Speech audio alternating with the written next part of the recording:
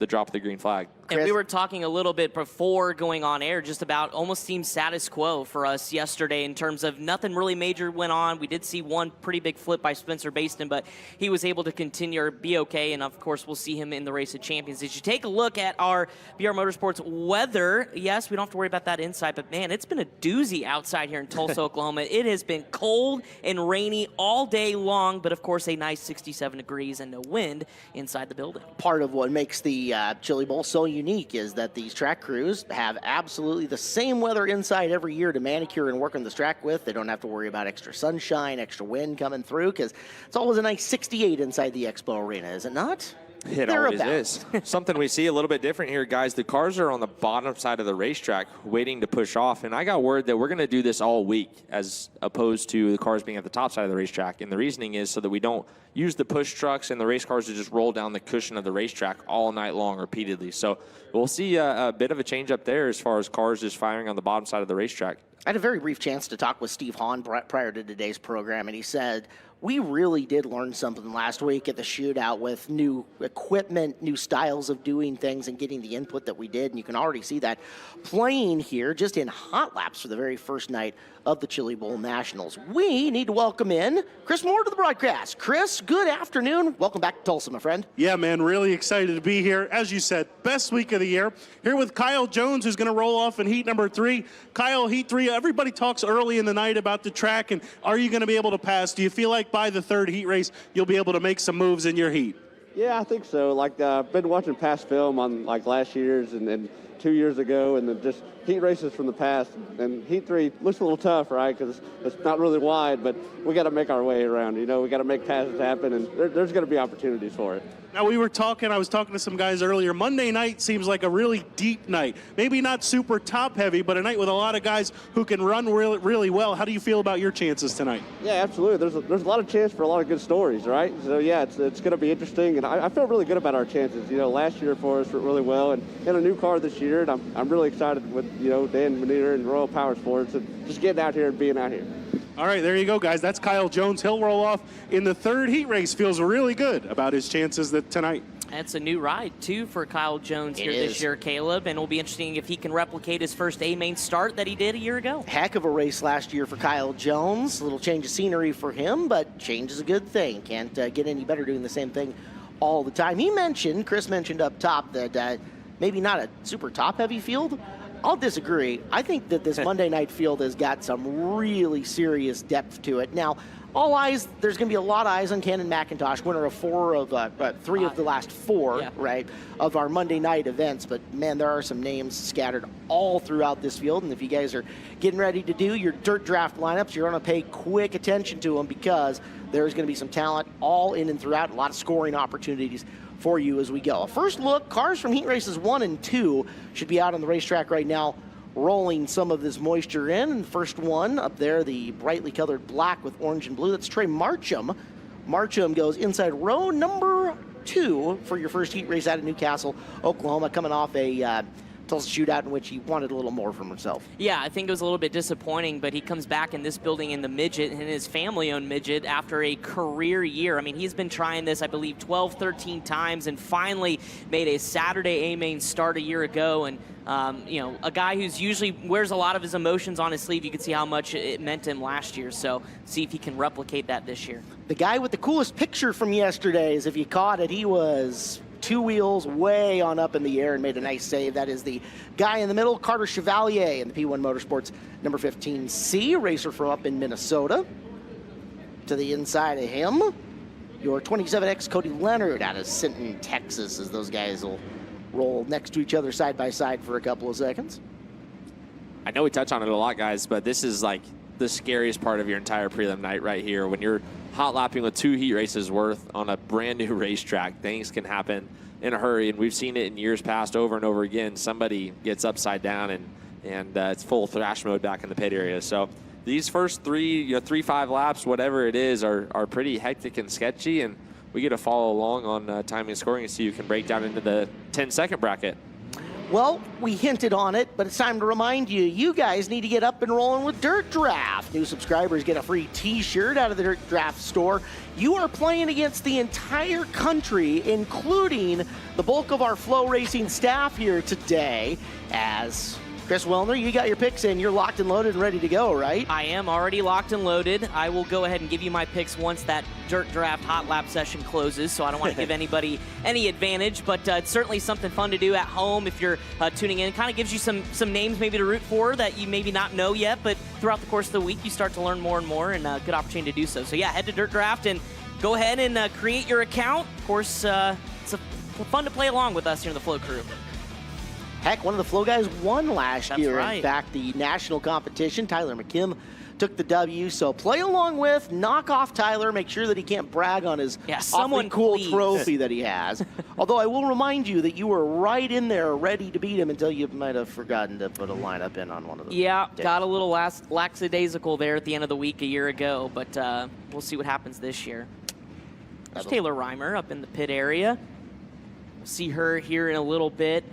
Talked to her briefly this afternoon, and each and every year she's made leaps and bounds in this building, trying to become the fourth woman now to, or third woman, I should say, to make a Saturday A main. Feels like this is her best shot ever after narrowly missing out a year ago.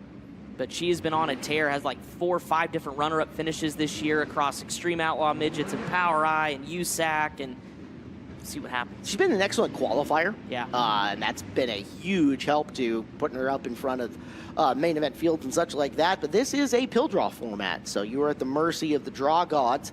We will see Reimer coming out. She's in heat race number 4 and a little buried in that one, inside row number 4 to start for Taylor. So that's coming up after a little while. We're still rolling racetrack in the very unique looking 2-car. Dave Axton out there out of Port Byron, New York, coming from way out of state.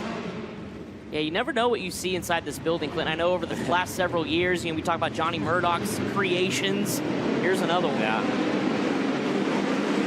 Well, get our first look at some green flag laps here, and guys already getting after it. Live timing and scoring is theoretically up and going as soon as the house has that available to us. We'll grab that data and throw it up on screen for you. As yellow lights flash on, we got one stopped in the corner, and that's our 17M. Yep, Jake Scott out of Morgantown, Indiana. So this is kind of what Clinton was talking about. This is probably the most nerve-wracking part of Monday night at the Chili Bowl, is this opening hot lap session. Something we see a little bit different here with these harder SP3 right rear tires is there's just a little bit more slip here with your tire. It doesn't grip into the dirt quite as quickly, so we see a lot of cars kind of sliding here a little bit early as opposed to just really ripping around the racetrack. So I'm interested to see what the lap times are if we get live time and scoring up and going, where we are compared to where we have been the last couple of years. Did you notice any change in the sidewall? Man, that's such a hard question because of the changes I've made to the race car. Also, just counter effect that feel to see if there's more spring rate in the sidewall versus not. I would have to say there is, absolutely, yes. Okay. And just to try to feel that when I only race once a year is also kind of tough. Yeah. So I'm out there pretty much just hanging on and praying to God. Yeah, I talked to Nick Hoffman about that too. He was siping his tires a little bit different on every side just to kind of see what worked, what didn't, but he said definitely stiffer, and you're going to see a lot different air pressures, I think, than what you would normally see. That's also going to cause adjustments in shocks, bars, and springs across the board as well, depending on what they're feeling out of the sidewall on that tire. A lot of opportunity to talk to that as the week develops on and these racers get a little more used to the Hoosier SP3 that they're on as we're back green here with this hot lap session. Understand that timing and scoring in the building is not up and functional quite yet, but as soon as it is, we'll have that normal FloRacing ticker up on the screen to let you guys know who is where as far as the early lap times go. A look at Jacob Denny, who is buried in heat race number 2. He starts 9th overall in that second heat, as once again we have the 17M slowing. Yeah, running that Tom Malloy with Jerome Urdella entry, and you mentioned he's buried. He's still looking for that A-main start on Saturday, but an accomplished young midget racer in his own right. National winner a year ago, and came inside the top 10 in USAC points this year, but I know Chili Bowl, just like pretty much everybody in this building is the one that you want to show out for, and he's got another good opportunity. He looked really stout yesterday in practice as well, kind of course, with the way practice fell this year, instead of car numbers, it was your prelim night, so typically these guys had either a juiced-up track in the morning and then a basically dry slick to a big curb at night, but seemed to roll really well on both conditions, so if we can find the sweet spot here, he may be one to watch. Drivers are being given a few more laps out there to pace around before either they're ducking off the racetrack, because it looks like we've got session 2 out there. Amongst them, your drivers, you were taking a look at the 9 of Emilio Hoover. There should be the Hoover 9 car. Take a peek at that as he heads into the corner. And we're back in the gas pedal. Some more laps at speed for guys like Denny, guys like Hoover, and more. Daniel Adler starting last in the 50 car in heat race number 1. He is a Chili Bowl veteran, lots of laps around this place. Chasing down another guy who we can say is a veteran now. We used to call him Micro Guy. It is a full midget now for Scott Evans in the 118. As the racetrack's getting very, very packed through turn number 2 right now. It's darn near a full field of cars coming through there. A couple of them ducking off. First group of folks heading up the ramp are NOS Energy Drink Ramp Cam getting some action. And Chris Moore is up top with an update. What you got, Chris? Yeah, thank you, Caleb. I got Timmy McCready here. Timmy, new ride this year, but you made the A last year. I know that this place is special to you. How much fun do you have coming here this week? I mean, it's a little bit of both, right? You want to always run good. That's always the focus. I wouldn't come out here if I didn't think I could still do it and get it done and be down there on the stage at the end of the week. So just want to thank Brody and the whole Haywood Motorsports team for putting me in this car with shitty coolers and everything they're doing, man. It's a wild looking paint scheme and a bunch of great guys, and they made me feel at home so far, and I need to do them justice and get it done, hopefully. How much of a challenge is it to not race these all year? You're running much bigger, much different style of race cars, and then come here for the biggest week of the year and running a midget. Well, I mean, the hardest part is how to transition to what I'm trying to tell these guys what I need to feel to get better. And a lot of times you can't make these cars do what I want them to do. It's just the way the design is, it's just not possible. So I have to be better, and that's not always easy to do when you just don't do it enough. And I give a lot of these guys that do it for a living a lot of credit. These cars are they're a little bit everything. They're not hooked up sometimes. They're treacherous. They're bikey. They're all kinds of sketchy stuff. And for a guy like me to come in and be a part of this and be on equal footing and be competitive, it truly means the world to me, because I know I've been doing it long, but I feel like I just start every time I get out here. So like I said, DJ and the guys and Jeff, everybody's doing this for me will hopefully make me feel comfortable, and Brody's laid up, and hopefully he gets better, and this deal, I can get it up front to forward what he wants to do with this brand new sponsor that they need to keep rolling, keep this team rolling. So I love coming here. I'm nervous right now. I'm always nervous, and the Champions race is cool, and they can't take that away from us. Now, the new right rear tire has been a big discussion this week. As somebody who doesn't get to race these cars very much, is it a big deal for you or not really? Well, I mean, it definitely is a little unhooked comparable. Yesterday, I thought, I'm hoping it helps me, because a lot of these guys that do this all the time, you get them stuck even better. They just have the ability to go harder. And a guy like me, if I'm too stuck, my issue is I'm late. Like I'm light into the corner, and then I'm not bent enough in the middle, and you see chaos everywhere else. So it ends up a lot of times marrying me to the infield, because it's just the shortest way around for me to not make as many mistakes. So I noticed yesterday, I thought for me, it slowed a lot of guys' entries down, which I think helped me a little bit. So hopefully if that works, we can get a harder one on the next year and then slow them down even more and give us a chance. Well, hey, turn the clock back to 06. Get it done. Good luck, Timmy. We'll do our best. All right, there you go, guys. A winner here before he said it. He'll be in the O'Reilly tonight. T-Mac, Timmy McCready. Guys, that K1 Race Gear interview up top was filled with a lot of nuggets of great stuff.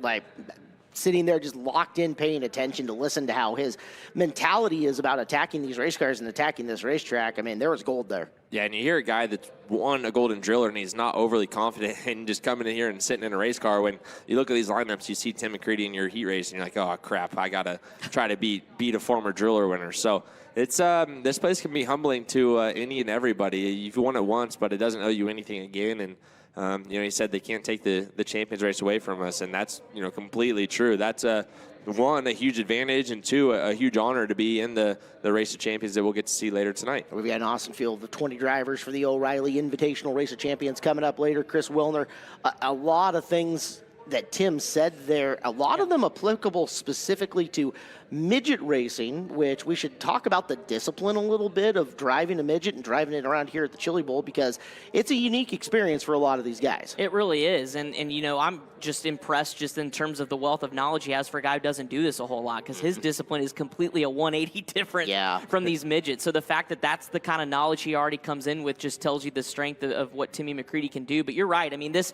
for a lot of these drivers, especially, I feel like every year there's so many sprint car drivers that come over and run 1 or 2 midget races, and of course to get ready for the Chili Bowl. And you may think there are a lot of similarities, but there's really not. And, there's some obvious differences as well. But it's a whole different racecraft. And I know Clinton, being around the sprint car world and then working on midgets and driving them yourself, you could probably talk more about just, you kind of almost have to teach yourself some different habits than maybe what you're used to in the sprint car. Yeah, which kind of blows my mind that we see a lot of late model guys come in here and run really well. We see Nick Hoffman, we'll see RTJ this week, Tim McCready, and these guys are really good. And I think Tim kind of nailed it when he said, I just stick to the bottom because it's shorter round and I can make less mistakes on it. But the way those guys are able to put their left front on the berm, feel the right front while they're driving around it, I think maybe feels a little bit more like home to them. And so that's an easier way to get around the Expo rather than just driving the crap out of the thing, trying to go around the cushion. So, it's interesting for, them to come into our world and then just, you throw in the aggression level that midget racers have that goes up even exponentially higher here at the Chili Bowl. And you don't really see late model drivers drive just, the balls out of the race car and, just absolutely on edge all the time. They got 100-lap features that they pace themselves, save tires. And so it's pretty, to me, it's pretty awesome that those guys get to come here. They're so talented, obviously, because they can come compete in our world and, kind of just show us what to do sometimes. You look at the midget in general as far as the open wheel hierarchy goes, and as far as difficulty of cars to drive, and a lot of guys will say these are the hardest ones to drive because it's that right in the middle in between of wheelbase length versus how snappy your power is between a sprint car. All of that quick response that the sprint car has, all of that quick twitch that the short wheelbase of like a micro has, and then trying to combine that all together on a little tight, they call it a quarter mile, but I'd love to measure it myself, racetrack. It makes the degree of difficulty on driving these cars super high. Yeah, when you just factor in the raw power that midgets make these days, it's pretty incredible. And, they will get out from underneath of you in a hurry. And, I remind myself every year when we come here how just fast and twitchy they can be. So, these guys have to have your reflexes on point. It doesn't become something you think about, what do I need to do to drive this? It has to just be a reaction. And even then, sometimes not fast enough. So, it's the midgets are, a challenge, just completely a challenge. And you throw, 360 racers inside this one building and say, all right, have at it, boys. It's going to create chaos, and that's what we love. Speaking of which, heat races 3 and 4 on the track for our second hot lap session, as unfortunately for the 14 car up the ramp already. Is that TJ Smith's 14? Trying to catch a letter on it, but hard to see. Maybe not. I don't believe that is. I think he had a white race car if I remember seeing him in practice day. And the engine covers off as well. Could be somebody in a later group trying to make sure that thing could fire before. There's TJ. Come down for hot laps. Yes, there's TJ. Of course, a former shootout winner, non-wing. Inside row 3 of heat race number 3 for TJ Smith. I think it's a car I've formerly drone before. I know Nick Hoffman has. Coming out of the Rick Young, Jeff Taylor stable, Rams Racing. I know that's really, really good equipment. It's always been fast inside this building. Justin Grant was a part of that team, winning multiple prelims. So TJ with a heck of an opportunity here to show out. 21G stopped on the racetrack. John Murdy from Darwin, Northern Territory, Australia, one of our international competition, who has stalled on the racetrack for the time being. See if he can fire it back up and get some hot laps underneath him. He's going to call the US of A home here for work. Just moved across the pond just a couple of weeks ago. Going to move to call Denver, Colorado home, I should say. And told me this will be his first race as a citizen of the United States. Welcome to the USA. Yeah. That's awesome. Sam Haferteep Jr., guy who somehow flies under the radar in a lot of fantasy pools and such like that. Outside row number 2 in heat race number 3 tonight. Haferteep put himself in pretty good position here. That's a good starting spot for an early heat race. Yeah, I saw a lot of speed out of Sam Haferteep yesterday during practice. He was really impressive, and flat out basically just showed more car speed than some of the KKM drivers. So Sam looking to be really good here in this heat race and try to be a factor to get some points. That car from, I'm guessing, close to around original home for you, Chris Wilner. That is out of Dillsboro, Indiana. Kayla Roel is in the 4K out there. Yeah, and a big opportunity for Kayla because I believe this is a rookie attempt at the Chili Bowl. We saw pretty decent performance at the shootout about a week and a half ago. So there's quite a few making their first Chili Bowl appearances, and we talk about the level of talent in this building. It just continues to pour in. I mean, heck, last year in the Saturday A-Main, I believe there were 10 first-timers, and 4 of those got top 10 finishes. So you never know who's going to make a run and impress here in this building, whether it's your first time or your 20th. Still trying to make it. I mean, I can't believe Sam Haverteve hasn't been in an A-Main Saturday night, and he's been doing this for nearly 15 years. So. Roel running for Scott Roel. That's a spike with a Honda underneath, so a little different power plant combination for her. The Camfields, they're always around here in the arena. You just bring 5-6 race cars here to contest Chili Bowl out of Illinois. That's Devin Camfield from Decatur as the RPMs pick up, and we're ready for hot lap session number 2.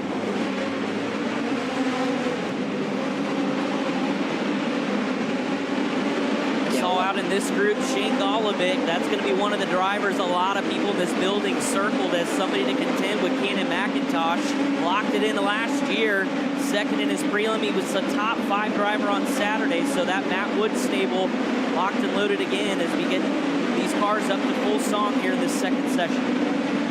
Get a look at Taylor Reimer being chased by Ricky Lewis. A couple different racing lines there.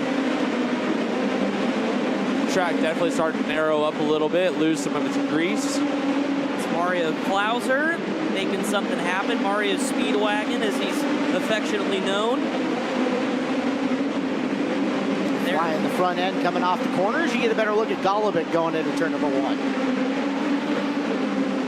Now, we talked a lot last week, Clint, about the way the track progresses after every session, but these midgets a lot different than some of the micros, so how quickly does it change maybe compared to the micros we see at the shootout? Yeah, it's going to change in a hurry, and this tire compound that we're on is going to affect that also. These harder blocks and harder edges on this tire is going to peel up this dirt in more of a cheese grater manner rather than just roll it up with the softer tire compound that we had before. So that's something that we're going to have to watch too on an actual race night. Lots of studying going on, just seeing how the track progresses, seeing if it's like we've seen in years past or if it's totally new. So lots of information to be learned tonight. Well, cars are making their way up the ramp. We are going to duck out for a quick commercial break. We'll have more of practice and hot laps coming up next from the 38th Annual Chili Bowl Nationals presented by NOS Energy Drink here on FloRacing.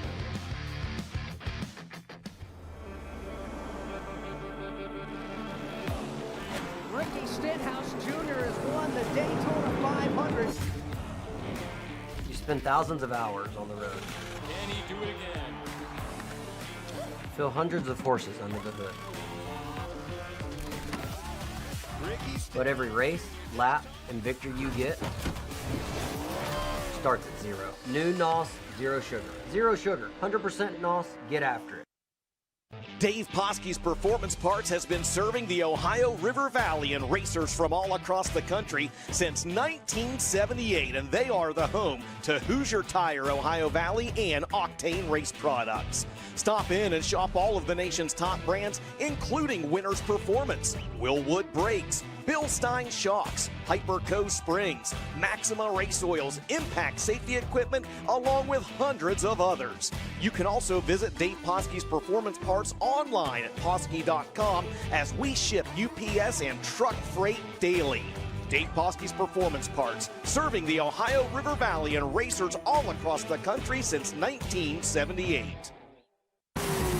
When it comes to magneto ignition performance, there's only one name that you can trust, and that's BR Motorsports Ignitioneering.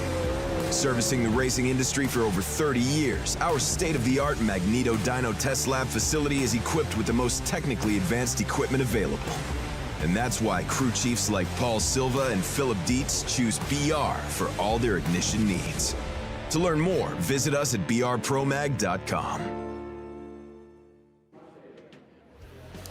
Live coverage of the 38th Annual Chili Bowl Nationals. The Monday prelim night here in the arena continues on, presented by NOS Energy Drink here on FloRacing, as we are 2 hot laps in, 2 hot laps to go.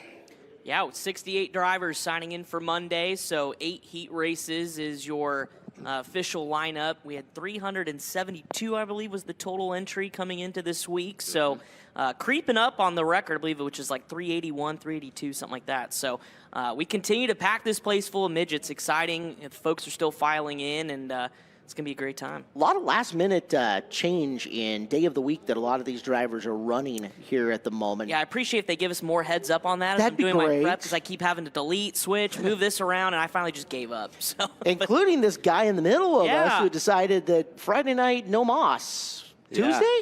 Tuesday. All right. Yeah, I'm actually really sad to not be racing on Friday, but just for some scheduling purposes, looking at some lineups and things, you know, it made sense maybe if the opportunity arose to transfer over to Tuesday, and it did. So I jumped on it. We'll see what happens. It's going to be a weird feeling. You know, I hope this place is full and rocking, and I don't know if it will be or not. But so how does that work? Do you just like slip a 20 and just say, hey, can I move? Like, I mean, what goes through that? Or is it kind of just if there's availability and you're one of the first to request it, you kind of... I think if you just kind of reach out to the right people at the right time and something opens up, or someone is maybe looking to leave Tuesday and go somewhere else, it works out. I'm not totally sure exactly how all that works. They're trying to balance the fields as best they can, just in terms of number of the sheer car count, right, overall. Yep. They want, if you're dividing the whole thing up, everybody to have kind of an even number on your running nights, with one not way more packed than the other one. It doesn't always work like that due to people's travel schedule or work schedule, whatever it is. But,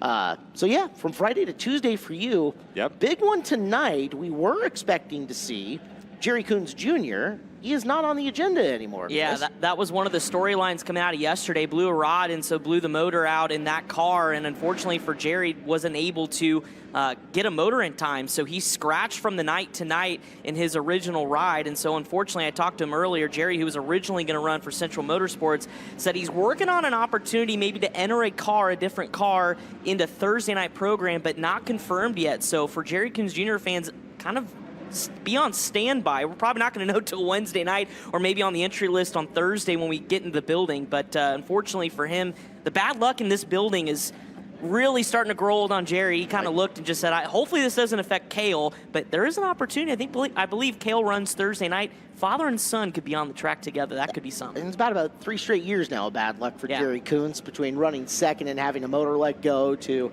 having the engine issue last year, to now engine issue to start this year. Kind of a rough go. Our third hot lap session is on the track. Just take a look at Shannon McQueen's number 7. That is Michelle Decker running it. Decker in the McQueen number 7.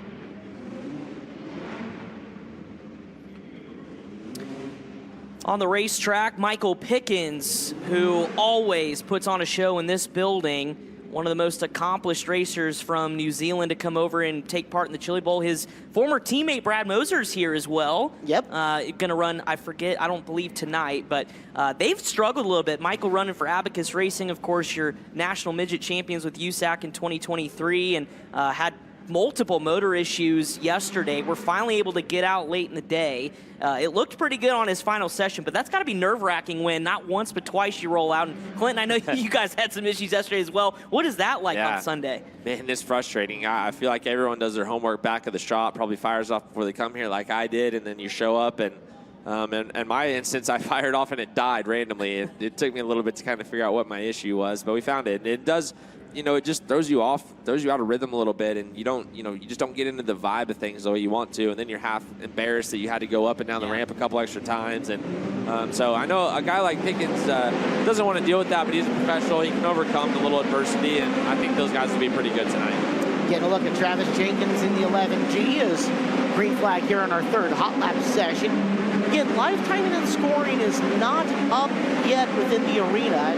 We get all of our information from the house. That way you guys are not, why you're not seeing a ticker going at the moment. They're actively working on it, but that's why we don't have lap times and such for you right now. As you get a look at Kyle Bellum in the 93 and Austin Torgerson in the 88 car getting after it in turn 3. Here's a guy that I was so stoked to see get in this ride, and that's Cole Bodine. As you look at Chase Briscoe in that candy apple sparkling red Mahindra Tractors machine. But Cole Bodine missed last year, and a little bit of a problem maybe for Briscoe, although I think he just got out of that mess. But this one's stacked. There's your new driver for this year in the High Limit Sprint Car Series, Chris Windham. Yeah. Windham in a decent position to make qualifier and put himself in okay position. He's outside row number 1 in heat race number 6.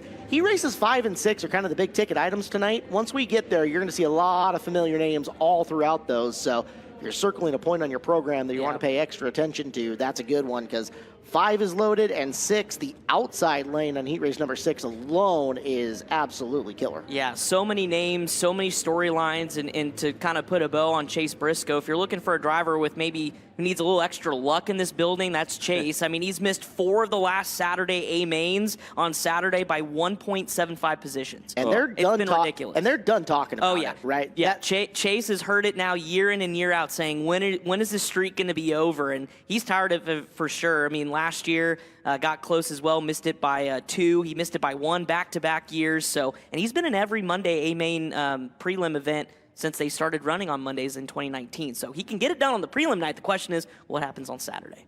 You get to the point there, Clinton, right, where now you're looking for the slimmest of margins to try to find it. And those are the hardest margins to find to make your car and your program better. Yeah, it really is, because a lot of times it's maybe not even your race car, and that's probably what frustrates Chase so much, is you make a little mistake in your prelim feature here or there that sets you back a position or two, and that could be the difference in starting on Saturday inside of transfer of a B main or outside. And to pass cars in those B mains is extremely difficult. I mean, it is a complete field of just talented race car drivers. So it's it takes a perfect night, and that's what makes making that A main on Saturday so special, is how hard it truly is. You look at it, we only lock in 2 drivers per night, Monday through Friday. So only 10 cars are guaranteed an A main start at the end of Friday night's program. The rest of your field, positions 11 through 24, come through 2 B features that are run on Saturday night, the most bloodthirsty B features of the year.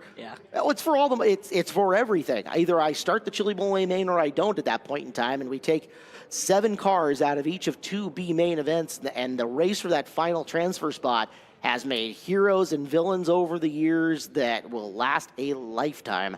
As we're going to get a look at the the only guy who has interrupted the Camden McIntosh streak of Monday night wins. That's Tanner Carrick in the 98 car. Yeah, picked up that 2022 prelim win.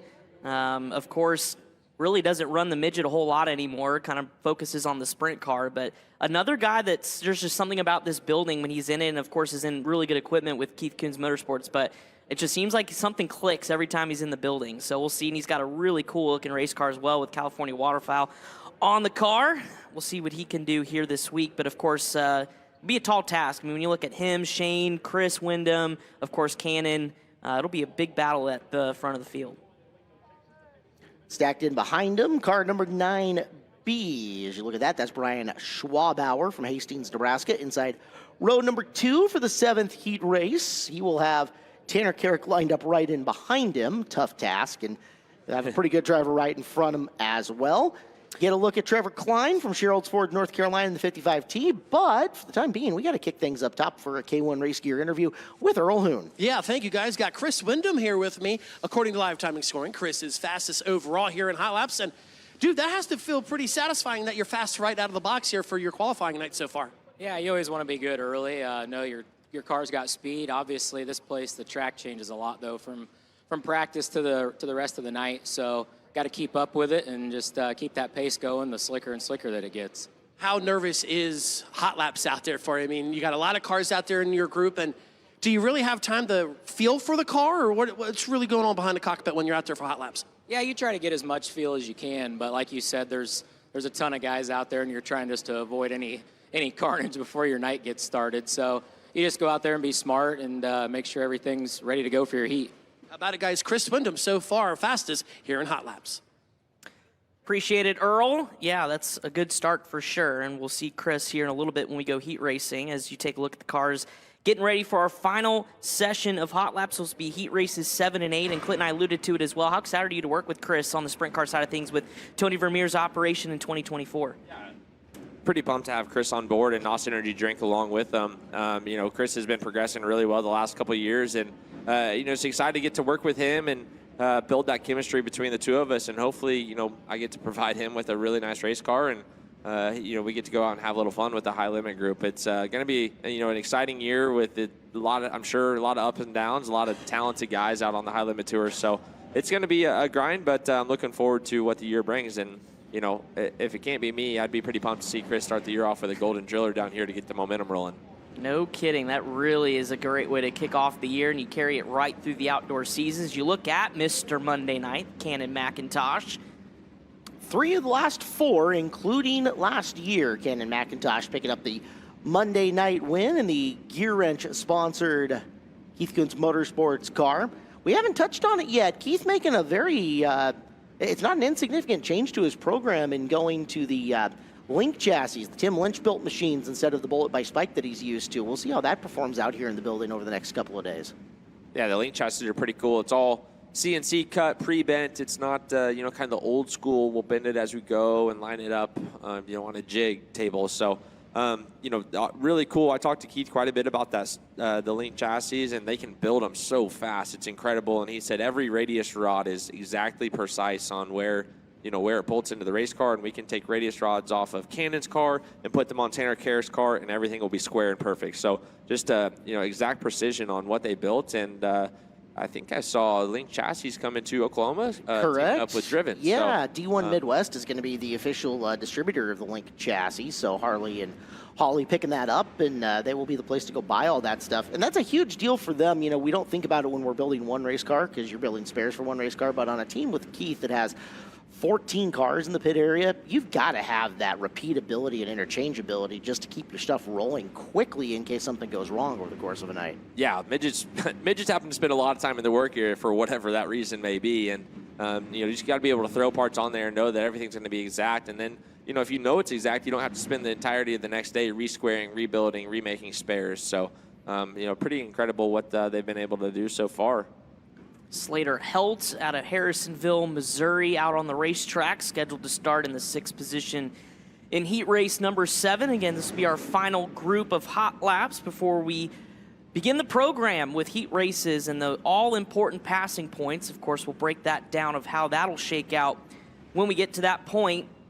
Derek Schaefer's 0S outside row 1, heat race number 8 from Shermansdale, Pennsylvania. The posse coming down to represent here in the midget world. And one stop at the top of the ramp, Mitchell Davis from Auburn, Illinois, in car number 56. Davis, unfortunately, push quad in behind him. Let's see if he goes up the ramp before he makes a quick left-hand turn. And early up the ramp for him. So scheduled to go dead last in the final heat race. He's got a little bit of time to work on her, but they're going to have to hustle. Lights are out. Final group of hot laps, Sturt Draft hot laps underway here on Cummins qualifying night number 1 of the Chili Bowl Nationals. Scoot Newton in the 16 TH. Kevin Newton back out in the midget at the Chili Bowl. Told me he's had a lot of fun getting acquainted back into midgets. Has the Honest Abe colors as well. Been a part of open wheel racing for a while. Oh, careful, this is not what you want to happen. Schaefer, who we were talking about from the outside of row 1 in heat race number 8, is high centered on the berm at the moment.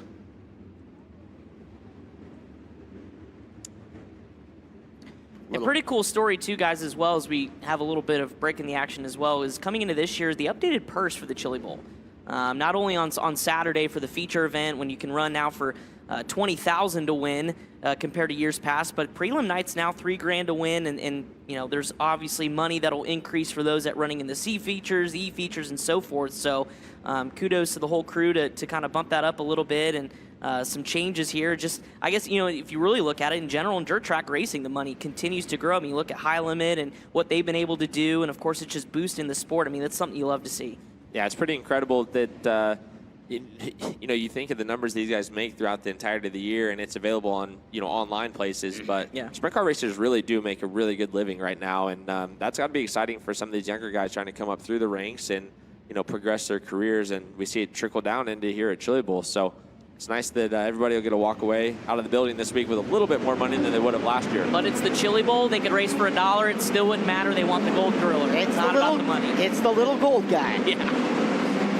Here's looking Cannon McIntosh really sawing on the steering wheel hard through 3 and down the front straightaways. He gets a feel for his race car here tonight.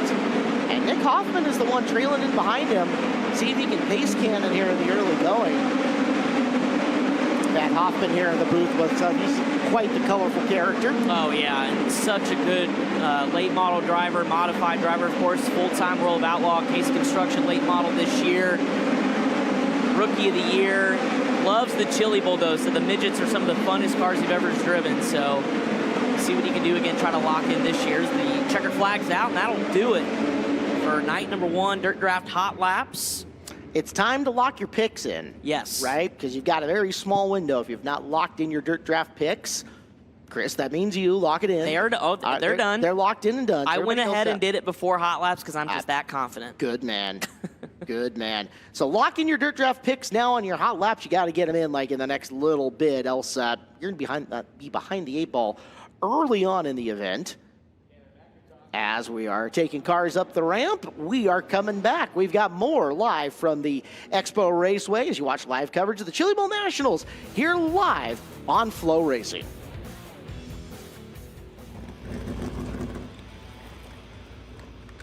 How'd I do? Great if you're not looking at the clock.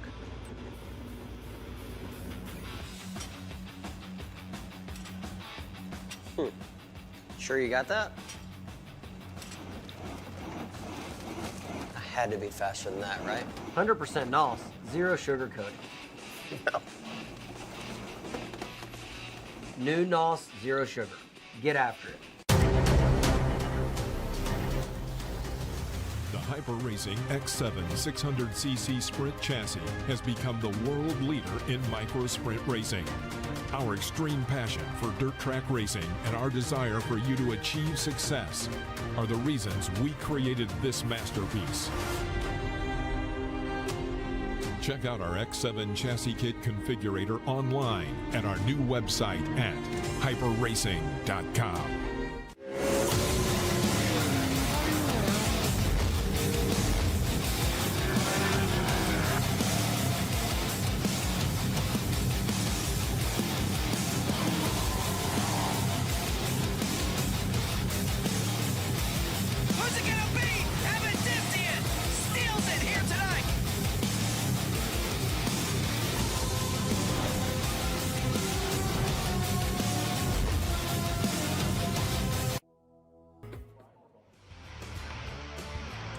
Welcome back to our live coverage of the 38th Annual Chili Bowl Nationals. It's Monday prelim night here in the arena. That means it is Cummins qualifying night from the Sage Net Center. We're glad to have you in with us as all the hot laps are done. Opening ceremonies getting ready to roll. The AP1 Insurance pit cam shows a very tame center aisle for a Monday night. And I don't know if you guys noticed it as well, but like, weird feeling walking into the building this year. This is a part of that too, you know, moving practice day from what was Monday into Sunday and giving a full day in between there to kind of rest, relax. So you just roll into the facility, be ready to go. It seems to have helped the stress level of everybody, specifically the track crew.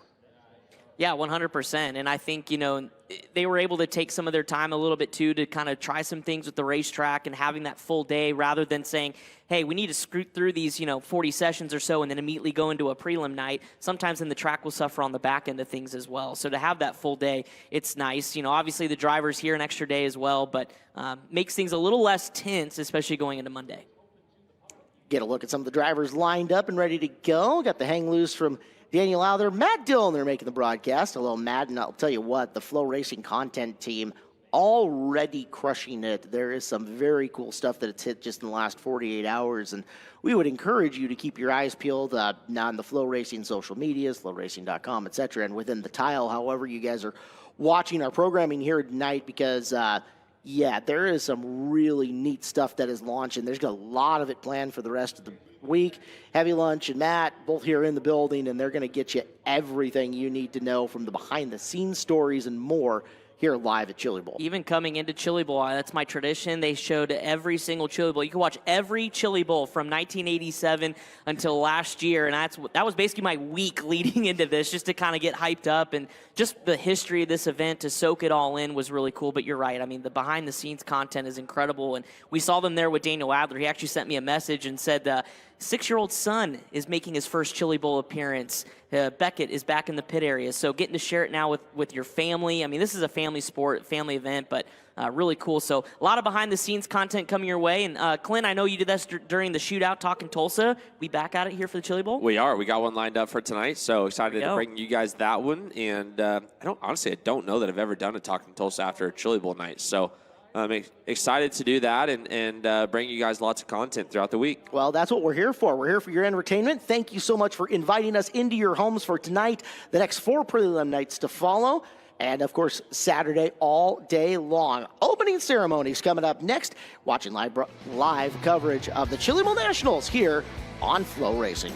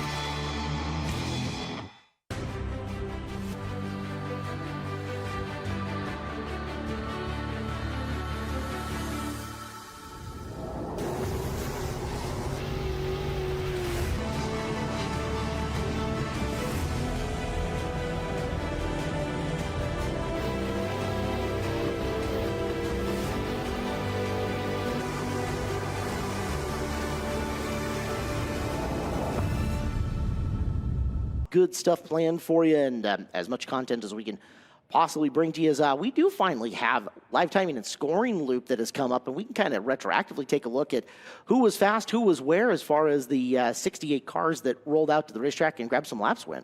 Yeah, and I think it kind of went according to plan, except maybe not in the order I was going to expect to, but of course the brand new racetrack certainly will change throughout the course of the night. But you heard Earl Hoon allude to it. Chris Wyndham, your fastest in dirt drop hot laps with a lap at 10.880, so sub 11 seconds. That is absolutely just ripping around the Expo Center. Michael Pickens, Chase Briscoe, Gary Taylor, and Cannon McIntosh, your top 5. So your usual suspects we kind of pinpointed at the top of the show were up there, rounding out the top 10. Nick Hoffman, Tanner Carrick, Trevor Klein in his rookie Chili Bowl appearance, and Paul White as well as Logan Prickett, your top 10. So impressive times, of course, those will change. As you take a look on the left-hand side of your screen, your top 15 in dirt draft hot laps that you had just witnessed. So, Clint, what do you think? I mean, 10.8, that's fast. That's pretty good. Yeah, I would seem faster. Right. I mean, but to break into the 10 seconds here is pretty darn good. And we see less guys, I think, in the 10-second bracket than we've seen the last couple of years for sure. It kind of seemed like the 10.9-ish was kind of the new, maybe set the bar. If you go 10.8s, you're really ripping. So, you see your Pickens, Briscoe, Taylor, McIntosh all, above 10-second bracket. It's, I think, these tires may have slowed us down just a tiny bit. Looking at it, they cut it off at about the halfway point. I think that's when they got the live timing and scoring loop up and going. So we missed what would have been heat races 1 through 4 cars in there. And there's some interesting cars that would have been involved. Let's kick things down to the house for opening ceremonies. Hodge Ford pace truck ready to roll. Norman's got the flag in it. And finishing in a official meeting here. Hard to believe we are back at the Chili Bowl already, the 38th annual Chili Bowl Midget Nationals presented by NOS Energy Drink tonight. Also have the O'Reilly Auto Parts Race of Champions and Cummins qualifying night. 68 midgets signed in for action here tonight at the SageNet Center at the Tulsa Expo Raceway. Night 1 of 5 for our qualifying nights and Saturday night. Going to be a big night of racing. Right around the P or the O main, depending on how many we get drawn in. But tonight, 68 cars signed in. Well, at this time, we ask that each and every one of you please rise for tonight's invocation, our track chaplain, Jim Shepard. Thank you, sir. First of all, we want to thank the Hahn family, Matt and Ashley Ward, for allowing Racers for Christ to be here. It's an honor for us. Let's pray. Father, we're so thankful for this day. We're thankful for these men and women that have come from all over the world to race with us. We thank you for these fans that have come just as well from all over the world. We ask you to be here with us as we race, that you protect our drivers, you protect our safety crews, that you just be with all of us as we have a great time of racing. We ask you to just be with us now. We hope that we honor you in all that we do. We pray in Jesus' precious name. Amen. Thank you, Jim. We ask you please stay standing. Gentlemen, remove your caps for the playing of the national anthem. Complete as Cummins qualifying night here at the Chili Bowl Nationals presented by NOS Energy Drink, getting set to kick off 5 preliminary nights all leading into Saturday. Chris Wilner, Caleb Hart, Clinton Boyles. Boys, it's about time, but before we get to heat racing action coming up next as cars get ready to hit the ramp, we're going to step aside for a minute here on FloRacing. We'll be right back. Heat races on Cummins qualifying night here at the Chili Bowl Nationals presented by NOS Energy Drink. Every weekend, it seems like we're at a racetrack somewhere, so we're living it, we're doing it. I think that helps us relate whenever they call. If they need more grip or they need more turn, we do it all the time. We can relate to what they're saying. We're not just there to sell them this or that. We're representing not just us, we're representing our vendors, our customers, our employees, so it's important to let them know that you care. We want to provide the best things so they can have the best experience at the racetrack. That's what we want with our race car too.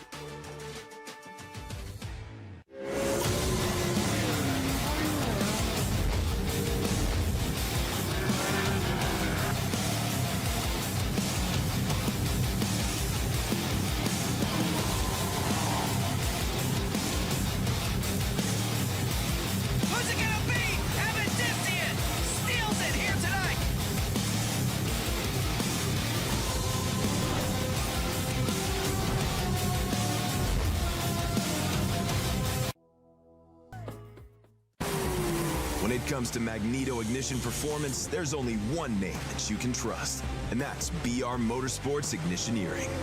Servicing the racing industry for over 30 years, our state-of-the-art Magneto Dyno Test Lab facility is equipped with the most technically advanced equipment available. And that's why crew chiefs like Paul Silva and Philip Dietz choose BR for all their ignition needs. To learn more, visit us at brpromag.com.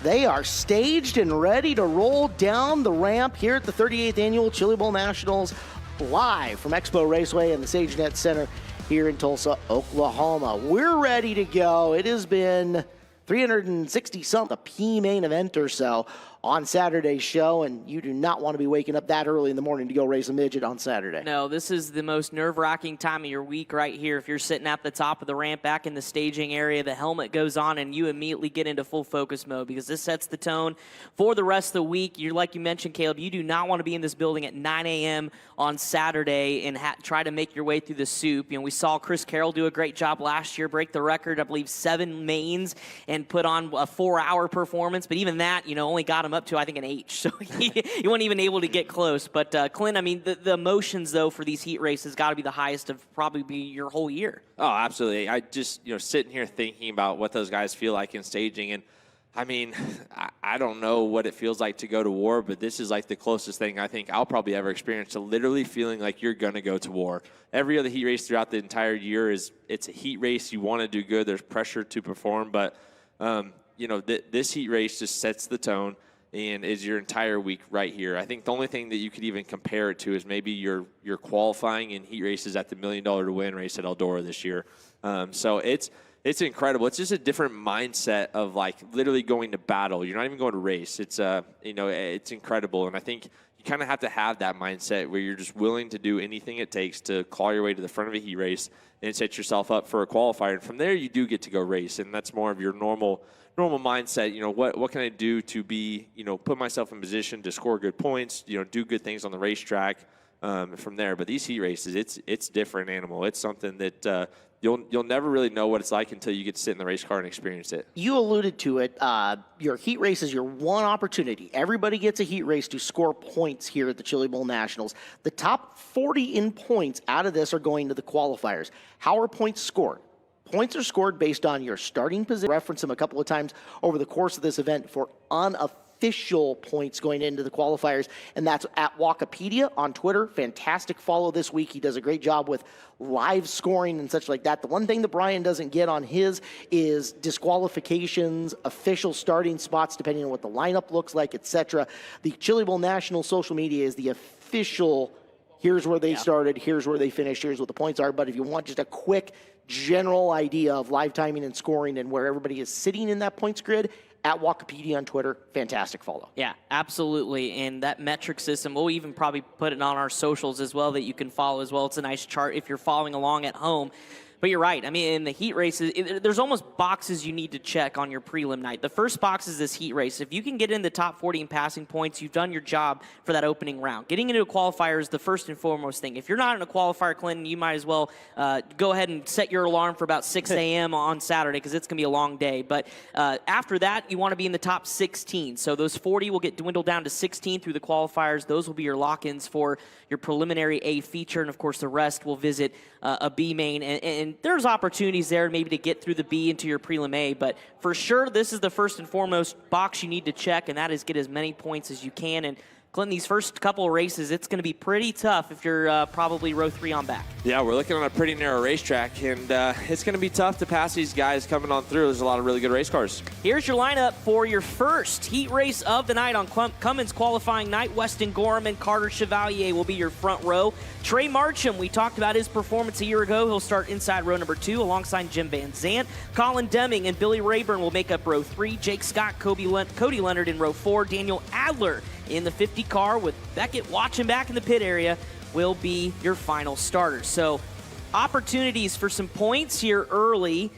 Certainly the racetrack, it's probably going to be the juiciest right now as you take a look at the field getting ready to be pushed off behind the push vehicles, and this is the opportunity to say you're probably running through your mind how the start's going to go. Where do I need to be? It usually doesn't play out every way that you think of, Clinton, but at this point, you know, you got to have your elbows up in this deal. Yeah, you definitely do, and there's a million scenarios you can play out in your head, but until that green flag drops, you don't know which one it's going to be. So the best thing you can do is just, you know, have a little confidence in your car, be patient, but you got to be right there if there's ever an opportunity to attack and advance your position.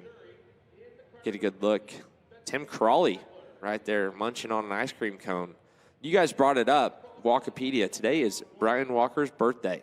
Right, 2 Brians with a birthday. Brian Ward and Brian Walker. How about that? So if you guys if you're listening and you're on Twitter, go to Wikipedia, tweet him happy birthday because his phone's not blowing up enough already. No, geez.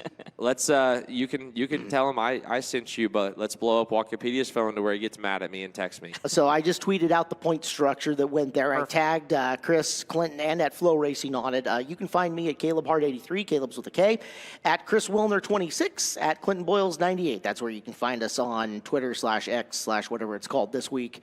But your point structure is there if you want to follow along and score at home. We're going to be doing it here ourselves. Now, again, top 40 move their way into qualifiers. Everybody who's not will filter into C and D points by how many heat race points they ended up scoring.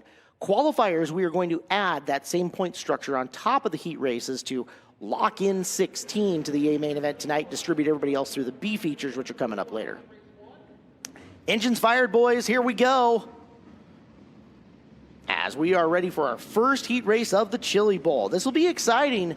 Always is, and especially early, as you get those drivers who are willing to do anything. They brought their own friends to the building. They're not here at the racetrack to make any more, to work their way through these early fields. Take a look at the 17M of Jake Scott, Morgantown, Indiana. Scott had some problems, if you remember, in his hot laps earlier, came to a stop 2 times. Hopefully they've got that worked out, finished up, and good to go around the raceway. Daniel Adler in the 50 car, going to come from the trunk in this opening heat race. He's got a sneaky good shot to make some points here. Does Adler? He's a Chili Bowl veteran. He's been very strong in competition in the Midwest over the years. Knows his race car, knows how to get around, and if he's got gaps or can make gaps, 9th place, opportunity to pick up a lot of positions. I think a solid run if you can go 9 to 9-5, 9-4, at least in this first heat race. It'd be tough to get probably higher than that just in terms of the way the start could go. But especially, I know Trey Marcham inside row number 2. He's not going to waste any time getting to the front. We've seen that Dolly Parton 9-5 run get into the qualifier enough, more than enough. So it's a solid spot. If Adler gets stuck to about 6th, he's going to be scrambling. But 5, you feel a little bit better. 4, you feel really good.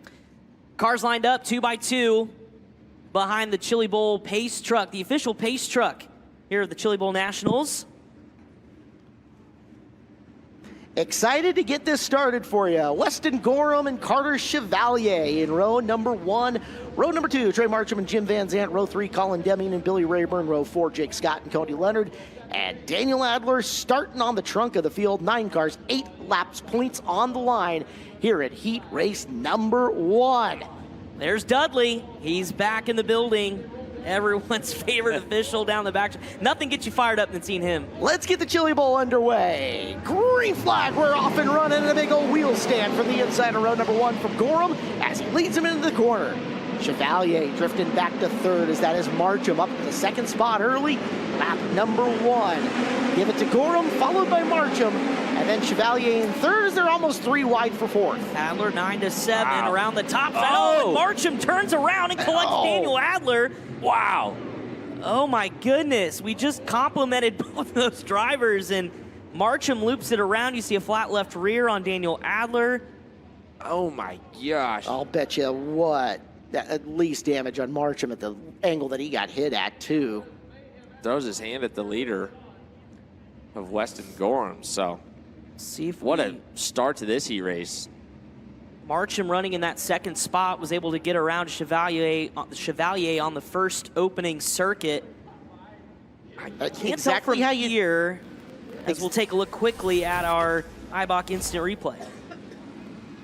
Gorham on the top side. Oh, kind of got out of shape and down the hill in front of Marcham, and then unfortunately Adler nowhere to go. And you might be thinking, you know, why couldn't Marcham see Weston Gorham coming down the racetrack? But there's kind of a blind spot right there, and you're not really focused on what's outside of you. At that point, he's trying to shoot that gap, and Weston Gorham comes down across his front end, and you know, you see what happens from there. And Brian, you're down there. Do you see any damage on Trey Marcham's car? No, it's really just scuff marks here on that right front tire where he got hit. He asked me if there was any damage on the right side. I looked around, didn't see anything on the rear end of the car. Everything looked squared up and good to go. So obviously frustrated after feeling like he got chopped down there. One thing we saw, guys, that was really impressive, I thought, was Adler driving around the outside of everybody. Yeah. He was about to go 9-5 before that happened. It's Billy Rayburn on the hook, and his race is done.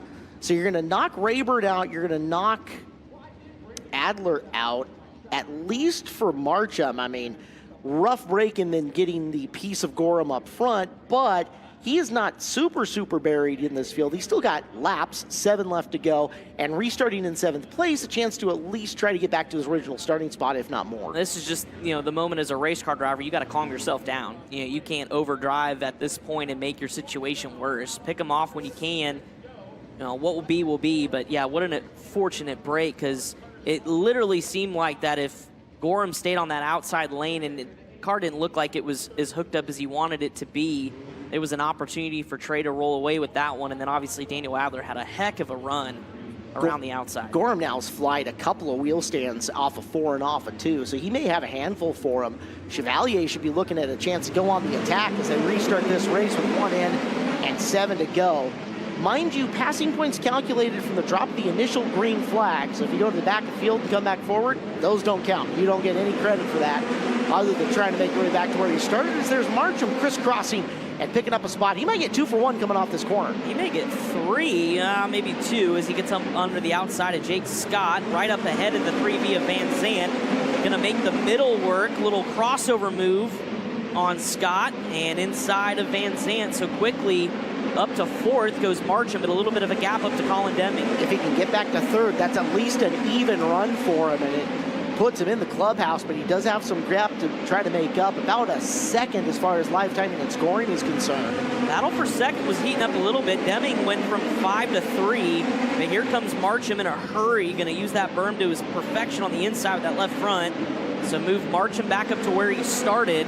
2 to go already this time by. A little smoke from Weston Gorham. That car still looks like a bit of a handful for him as he goes into the corner. It's still just bouncing a little bit, at least in 1 and 2. Coming off to take the white flag. Gorham looking for 100 points in pocket to win the first heat race.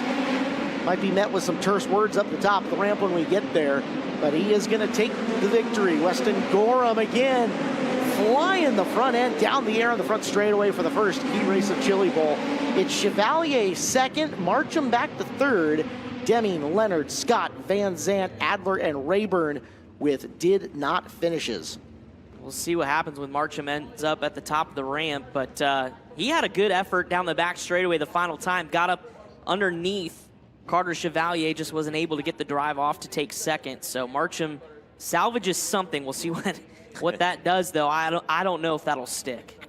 Well, tough for Trey. That could have been so much better. Yeah. Right. I mean, it was trending that way, but that's Chili Bowl. Yeah, he showed the car speed to be competitive, even if he has to does have to come through a C main outside of a qualifier. If he sneaks his way in somehow into qualifier, he shows the speed to be able to pass. As you see cars rolling through Tech here, get a look at what Tech's going to entail this year, and guys checking to make sure we do have the right tires on.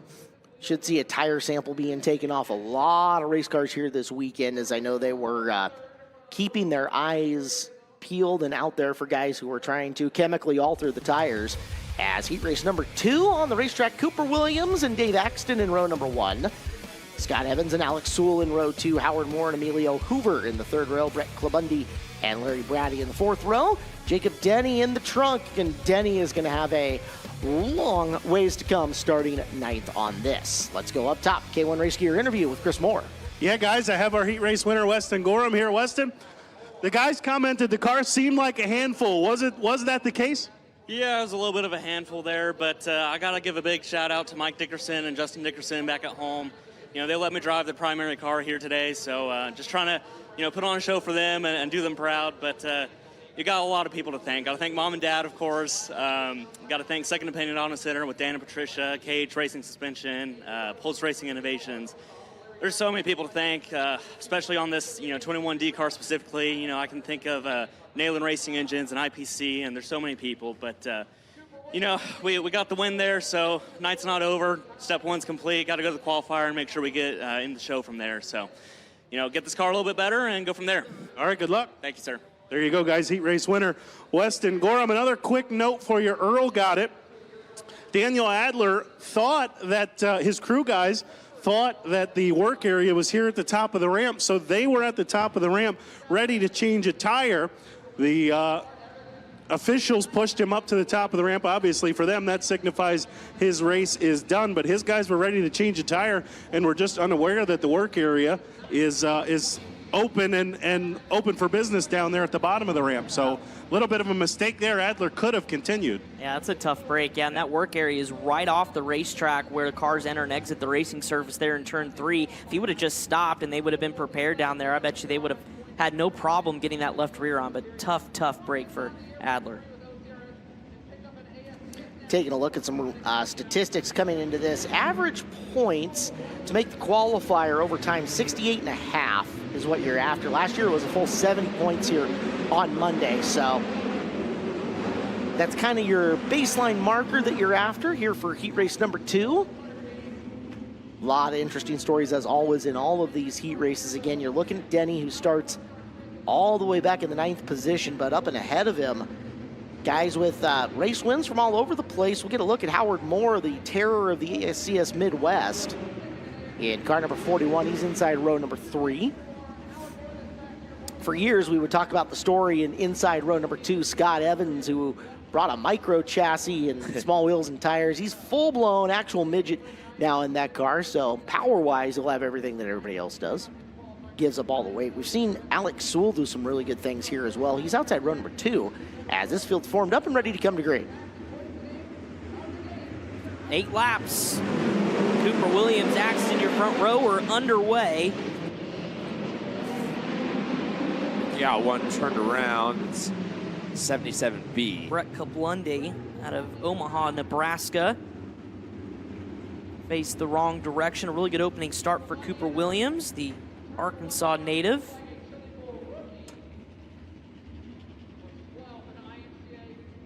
have a complete restart on this one as they drive by in turn 2. Oh, looks like we're high side a little bit. There we go. Oh. That shows you guys the berm's tall.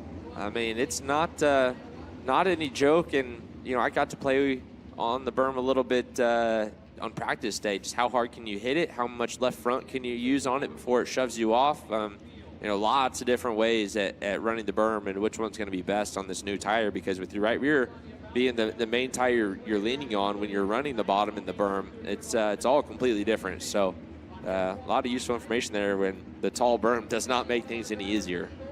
For our viewers who watched from the Tulsa shootout all the way into now, we're used to a little track reshaping in between the week, between Tulsa, between the shootout and the bowl. How much differently do you think the shape is of this racetrack compared to what we had seen?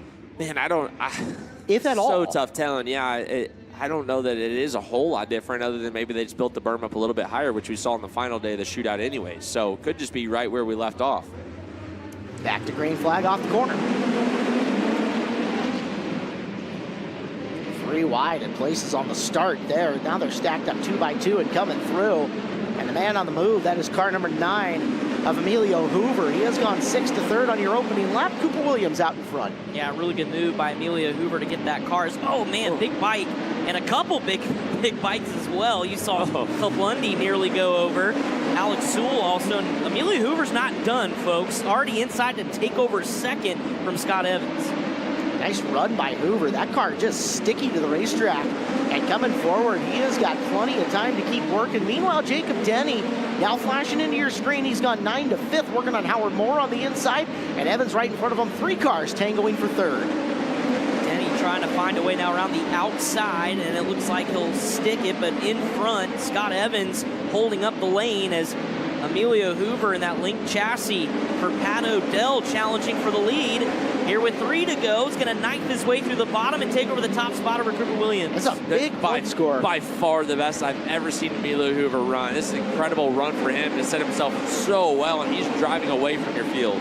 Up top, there goes Denny, still looking to get around more as Sewell entered the conversation once again. However, only going to have 1 more lap to decide it as Evans holding up the Denny train on the outside coming through. Denny's going to have to find a way. He'll get to the bottom this time of Evans down the back straightaway into turn number 3. Your top 2 pulling away.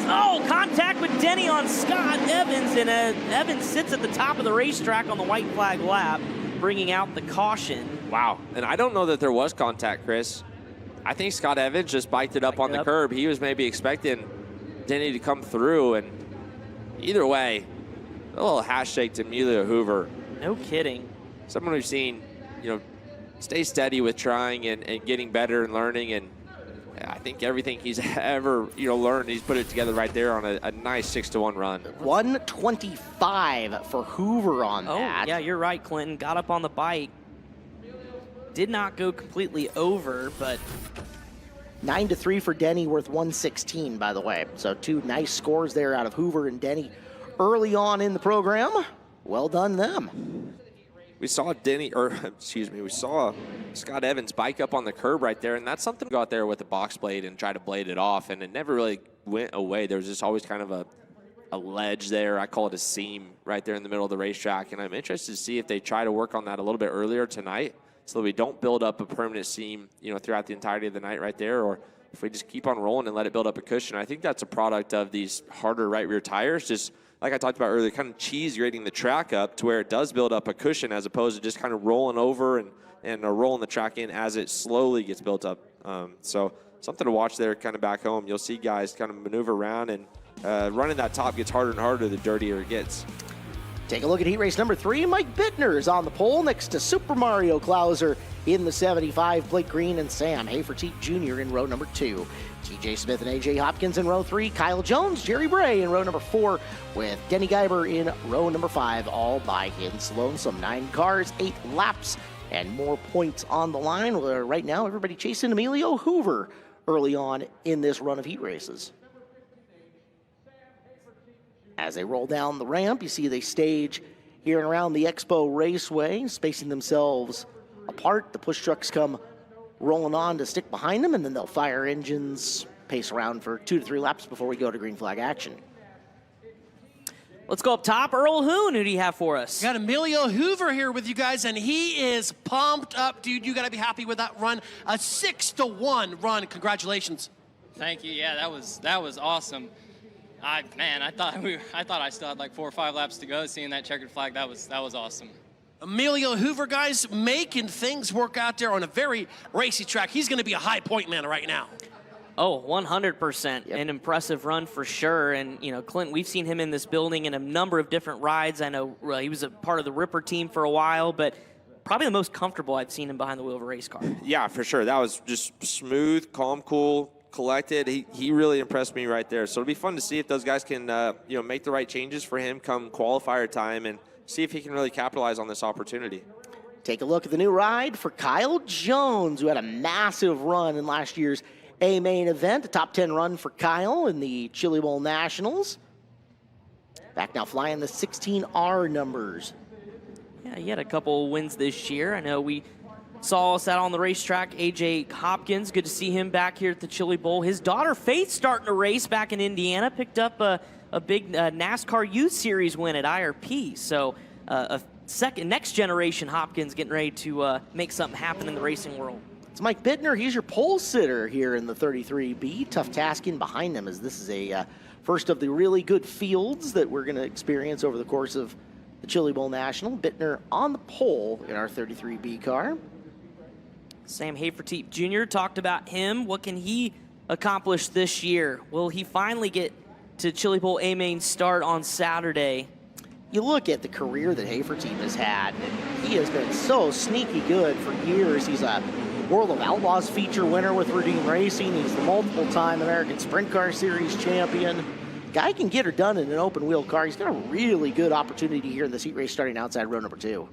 Yeah, it really does for sure, especially the way this racetrack is starting to look. And every lap turned around this Expo Raceway, the track begins to take some shape. And Clinton talked about maybe a little curve beginning to develop. So an opportunity on the outside here for Sam to follow Mario Klauser in that 75 machine in the Speed Quip Motorsports entry. Opportunity to lead that top side, but another solid group of cars here in heat race number 3 as the lights go out, and we'll see the Chili Bowl pace truck dip left-hand turn to the infield. 8 laps for passing points here in our 3rd of 8 heat races. Cummins qualifying night. Bittner, Klauser, we're underway. I don't know if that one's going to stay, Chris. Yep. Klauser just a little slow to come up to speed in the outside groove. However, he ended up beating him around the corner. Yellow lights on, though. We're going to try it a second time, possibly with penalties. Chip Graham on the sticks. We give our best to Terry Max, coaching basketball tonight. We'll be back tomorrow. And, yep, that'll go to Mike Bittner. So move the 7F of Blake Green up to the point. And again, important to note, the original passing points are going to be based off that first green flag, so Bittner was not going to get any credit if he climbs 2 spots up. It would still be a 1-to-1 run for him as far as the points are concerned. If Blake Green can hang on, that's a belated Christmas gift for sure. See what he can do on this start. Back underway. And through the middle goes Sam Haferteep. Row 2 to the point. Here comes Mario Klauser trying to follow suit. So Sam Haferteep, oh, we got one on the wall. That's Kyle Jones. Wow. Sam Haferteep's got to be sick right now. The Red Sea's just parted coming off of turn number 2. Right place, right time, and he almost had 3 free passes. Unfortunately, we're going to have to roll it back a 3rd time as Jones Nerf bar into the inside guardrails here, or the inside ecology blocks if you prefer. Let's see if there's any additional damage. Brian Ward is on the scene. Yeah, guys, this chassis is going to need to be clipped. The left front right there near, just below the shock mount, the bottom rail coming up to near where the shock mount is, it is completely broke. It snapped down on the bottom rail. 2 spots where that bar is just cut apart there. They're going to have to reclip this front end, so a lot of work going to go on the pits for the Jones crew. Man, what a tough break. Crazy how he ended up right there. Scary moment for the camera guys also. Yeah, that's right up the entrance down the back straightaway to turn 3, and obviously a high rate of speed. There's Matt Ward comes over. I think he's trying to tell Kyle about the damage because Kyle probably doesn't know. I mean, Ibach springs on the instant replay, and here's a look at how it happened, and pay attention to the velocity in which it happened. As there's Jones in and through, and boom, yeah, you can see where all that damage occurred. Jump the left rear, or left front, I should say. Yeah, look out. That guy in the vest was not paying enough attention. Old boy's toes about got smacked by that concrete block. The officials are pointing to go up the top of the ramp, but crew there addressing Kyle Jones, maybe seeing if they can try to get him back out, but here's the good news for Kyle. Plenty of talented welders in the building. Yep. Problem is time frame, right? And this bending, is going to be really trying to bend tight. that tubing around any certain way to get it re-welded up would be extremely difficult. Depends on how much the rest of the front end is shoved over and around too, because it's not just bending, it's getting it to the right angle, getting it to the right height, having the right piece of replacement tube for it. So -1, we'll try a third attempt at getting this third heat race up and underway here at the Chili Bowl Nationals, the Monday night coverage here live on FloRacing. So we'll go back to the previous lineup that has Blake Green and Mario Klauser on the front row. So Sam Haferteef will have to make some magic happen yet again. As TJ Smith will line up there as well. So Rams Racing trying to get that car to the front. All right, we'll try it now for a third time. Off of turn 4, heat number 3. Nope. So I think we crisscrossed cars there and maybe weren't supposed to. Yeah, that third a little row unsure, but yeah, I think Haferteef should stay outside row number 2, right? We're just going to crisscross, but TJ wasn't moved up into spot there. So outside row 2 will be TJ Smith now. Seems more proper. Lineup looks good this time. The 33 of Bittner has been penalized all the way to the back of the field outside row number 4 from his originally P1 starting spot, at least the way that this lineup looks right now. Either way, race your way forward. Drop the green off the turn. Green and Klauser. Klauser got a big start on the top side of the racetrack as they file through 1 and 2. A little contact. Green gets shuffled out of the mix. TJ Smith able to capitalize. So from first back to 6th and worse goes Green. It's like watching bumper cars in the carnival there for a second as Haferteef sticks a nose to the inside on Klauser, your leader coming off the corner. Mario, left front hiked in the air. Haferteef after him. And getting involved is Hopkins in the 2 as we get a pass for the lead down the back chute. Now there goes Haferteef to the point. Here comes AJ Hopkins right up, trying to get up underneath Mario Klauser. Contact. And AJ Hopkins 6-2 in the Dan and Patricia 2W. Look for third. TJ Smith has a good line on Klauser. Klauser had been fighting it for a second. See if he can hang on coming through. Starting to make a better lap that time as we're over halfway. They get 5 in and 3 to go here on heat race 3. Klauser's hooked up, just bringing the entire front end of the race car up as here comes Smith trying to challenge to the inside. Top 2 are gone, so Klauser trying to avoid going backwards here from that second starting spot. Already went back 1. Oh, and problems for TJ Smith. He'll pull to the infield. Quickly off the pace with Smith, ruins the top 4 run. As there's the white flag for Sam Haferteef Jr. 115 points possibly for Sam. He is set up well for a qualifier. Haferteef wins heat race number 3. Hopkins 6-2, we'll count that up. And that is worth 113 points for AJ. There's a look at your finishing field of the 9 cars in heat race number 3. Sam Haferteef Jr. Impressive run as well as with AJ Hopkins. Klauser faded there at the end. And with that, up the ramp they go. We should take a look at the NOS Energy Drink ramp cam. And we get set for heat race number 4. Now, Clinton, as a driver, when you start to see what Amelia Hoover did and obviously Sam Haferteef here, do you start in your head go, okay, we've seen a 6-1, we've seen a 4-1. I got to start, being a little more aggressive here. I mean, it's there if your car is good, but you also, when you see big runs, call it a 9-1 even, know that that's kind of out of reach. That's an outlier on the standard graph. So you just got to go do your job. I don't think you can let other people's points or other people's, how they do or don't do affect how you try to drive your race. And I think that's, maybe something people do inside this building and get inside their own head a little bit and beat themselves before they even give themselves an opportunity. Ricky Lewis, Sean Deskins, your front row for heat race number 4 on Cummins qualifying night. Chris Carroll and Devin Canfield will be your row number 2 starters. Caleb Roel and Stanley Kreisel in row 3. Taylor Reimer at the Keith Kunz Motorsports stable in row 4, alongside her Shane Golobic in the Matt Wood 17W. John Murdy will be your 9th and final starter. And as we get those cars on the racetrack, let's go up to the top of the ramp and Chris Moore. Thank you, Chris. Got Sam Haferteep Jr. here. Sam, starting 4th early on in the night, it almost seemed like the perfect spot for you. Seas parted on one start. Obviously, it had to come back, but you still end up with a 4-1 run. Got to feel good here early in the night.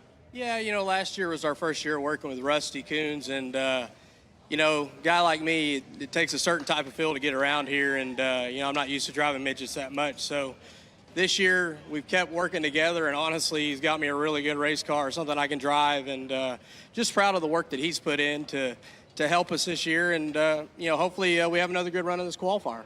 All right, good luck. Thank you. All right, there you go, guys. Sam Haferteep Jr., 4-1. And you guys, Clinton, you would know the notebook, the larger it grows, the better chance you have walking into the building with a fast race car. Yeah, it definitely helps having the right people in your corner that have a big notebook and a ton of experience in here. And, that's a big name of the game, because it seems like you find kind of a certain balance that works for you, or someone's able to kind of, provide you that direction to go, and all of a sudden things just click and good things happen for you. So got a little help from our listening, watching audience out there.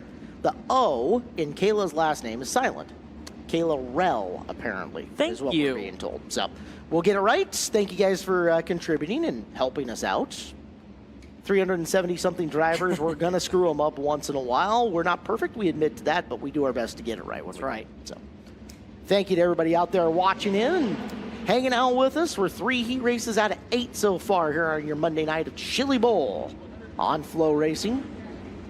Saw Sean Deskins out there in the 73. He'll be the outside pole sitter in this one. Had a interesting Tulsa shootout. If you were watching our coverage on FloRacing, you know why. Did we ever find out if he got to pop somebody in the mouth? Because he was sure after it, right? He waited around for quite a long time. Don't think it actually happened. Cooler heads eventually prevailed, but certainly provided some entertainment there at the top of the ramp a week and a half ago. It was a highlight. Right now in that looks like a JFM car. I'll triple check my stats on that, but looks like the familiar Josh Ford Motorsports stable of midgets. I'm sure Ricky Lewis and Sean Deskins have started a few races side by side before out on the West Coast. Sean's trying to bully him already. We'll see if it works. Coming through to the green flag. Heat race number 4 is underway. Boy, that car took off really nice. Sean stepped on the speed, and it was there for him. Deskins out to the early lead. Lewis having to chase him and rolling around the outside, trying to sneak down underneath as Chris Carroll trying to make it so he doesn't have to run the soup. Yeah, he would like his weekend to go much easier than a year ago in that Ramco entry. Taylor Courtney and Kevin Ramey owned car, and he's got that thing working, able to go outside in for second. As take a look back at Shane Golobic, one of the lock-ins from a year ago to Saturday's A-Main in the Matt Wood stable car, looking to march his way through the field. He's up to 4th. Golubic's car always looks so solid, always glued to the ground, never way too tight or way too loose. Is down to the bottom, threatening for the lead. Chris Carroll will take it away from Deskins, and Deskins gets a right rear from Lewis on the way back by him. Yeah, good recovery for Lewis, who faded on the initial green, and now Deskins is falling behind. As you take a look at Shane Golobic now catching Ricky Lewis for that second spot. Poke his nose underneath. It's a 3-car battle here at the front. Major chop by Ricky Lewis right there on Shane Golobic. Shane's got to be careful. He's got a really good run going, but would love to get one more. Looks like he did it that time. Oh, shot in the shorts from Lewis and back underneath. These two getting after it. It's allowing Chris Carroll to roll away at the white flag lap. Golobic thought is a very gentlemanly racer, but if that happens again, you might see a different side of Shane Golobic come out as they're rolling to the checkered flag now. Carroll's going to get the win. Lewis and Golovic 1 through 3 on this field. Reimer comes up and picks up 4th on the last lap.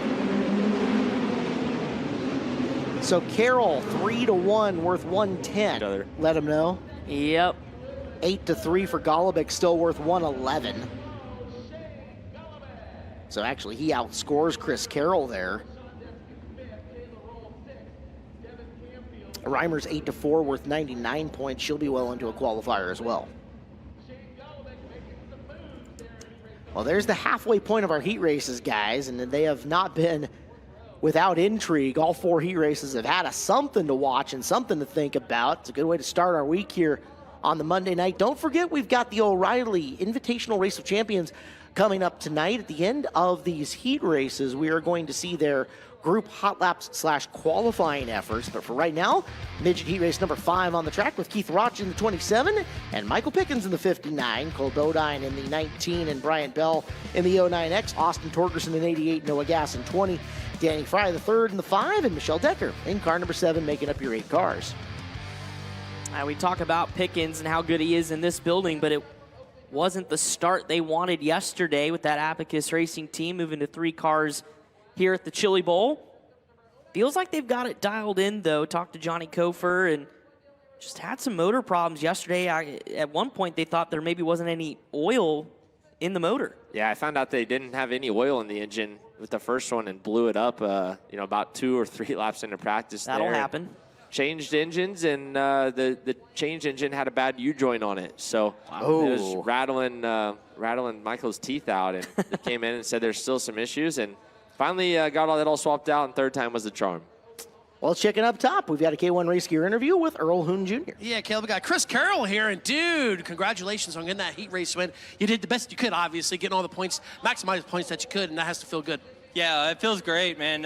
It's been really easy getting comfortable in this car. The Ramco Speed Group guys, they've got this thing pretty fast. I couldn't do it without them, and it'd be fun to see where we go from here. Anything that you possibly could learn out there? It looks like the track is pretty still souped up and fast one groove, and you know it's going to get wider by hopefully the time you come out for a qualifier. So anything you could learn to make some changes for later today? Not really. The car's pretty fast. Had a little bit of a bounce there with the track being a little bit rough, but I think it'll come to us, and I think we'll be good to go. Chris Carroll, guys, feeling confident at the top side of the ramp. I would, that's for sure, especially after last year's early morning and about 4 hours on the racetrack between 7 main events. So already off to a great start here this year. So we talked a little bit about Pickens on the outside of row number 1, but the guy on the inside of row number 1's had a really good midget career.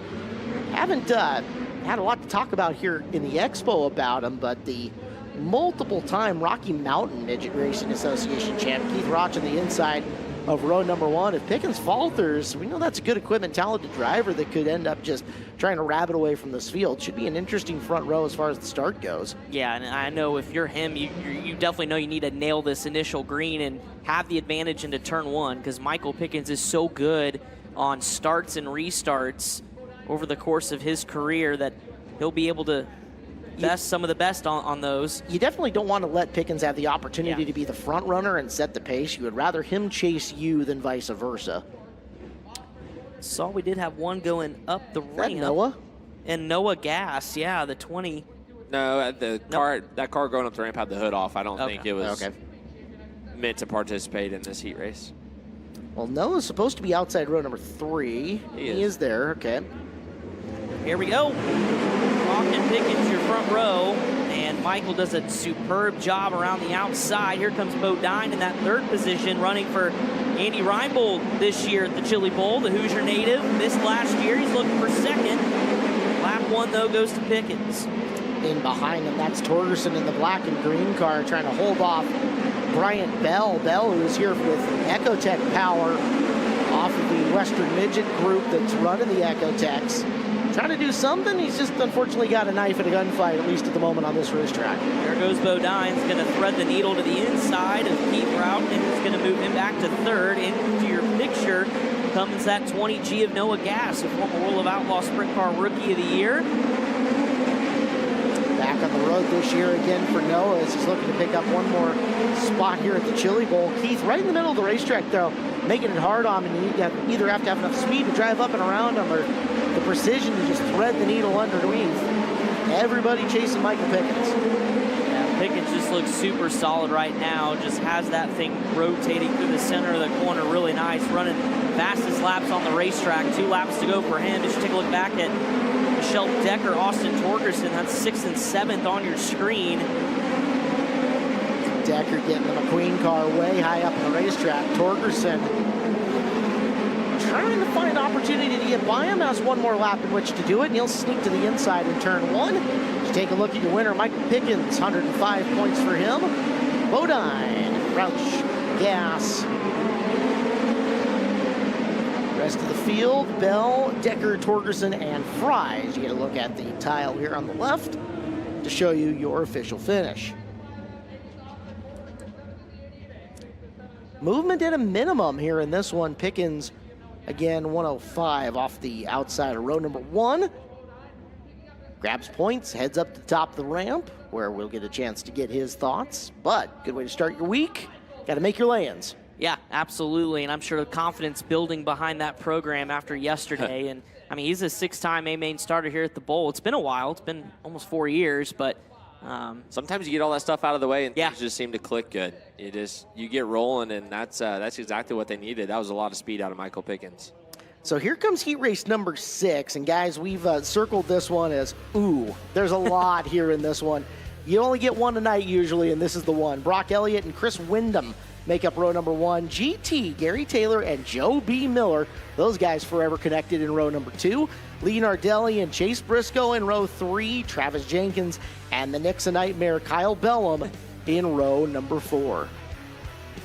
Yeah, that's quite a heat race right there. I mean, just looking out through the field, that second row, I mean, that is going to be a dogfight to try to keep pace because, I mean, you know the speed that Chris Wyndham brings in this building when he teams up with Chad every year, and you know, he'll be on attack mode for the points. So if you're those guys in row 2, we got to keep pace and not let them run away with this one. 2-1 sets Wyndham up pretty well. 2 to anything else for Chris, and it's problematic for the rest of the week as we'll check in up top with Chris. Thanks, guys. I got Michael Pickens here. Michael, starting outside the front row, obviously makes winning the heat race a little bit easier, but also probably puts a lot of pressure on you. Yeah, got to win that one.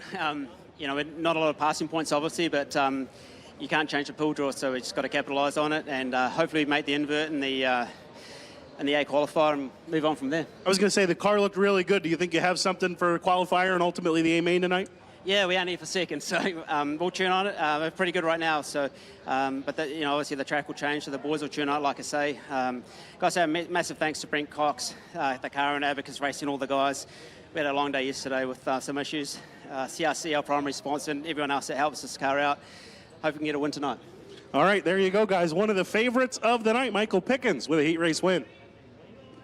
Confidence building in that group for sure after watching Michael Pickens' speed in that last heat race as we get the cars fired off for heat race number 6. We talked a lot about Chase Briscoe and being a part of every Monday preliminary A-main, but then when it comes to Saturday, it gets so close. I mean, sometimes same can be said with Joe B. Miller. I mean, it seems like hit or miss every year with Joe B. We know the experience he's had in this building for years, whether it's in a midget or obviously the Tulsa shootout and his accomplishments. But, man, this one's going to be tough.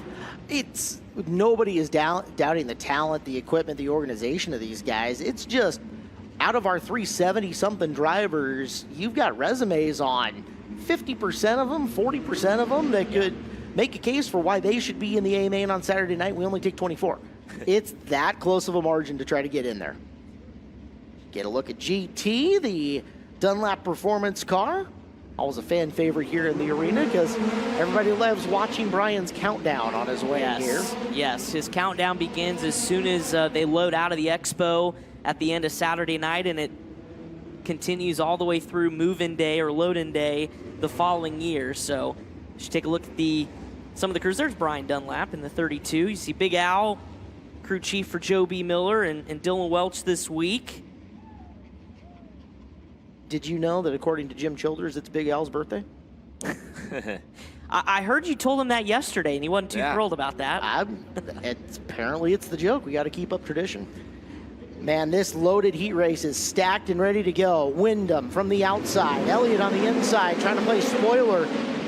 They will hit it hard into turn number 1, and Elliott takes Wyndham all the way up the pipe, and he looks to lead lap number 1 and then blows it coming through the corner, and Taylor's going to jump to the lead. That allows Wyndham to get to second. Yeah, Chris Wyndham able to rebound as Elliott fell out of turns 3 and 4. Here's Briscoe trying to fend off Joby Miller. Briscoe with a huge bike in 3 and 4. Underneath goes Joby Miller for that spot. Gary Taylor continues to lead. Briscoe now up to 3rd behind Joby.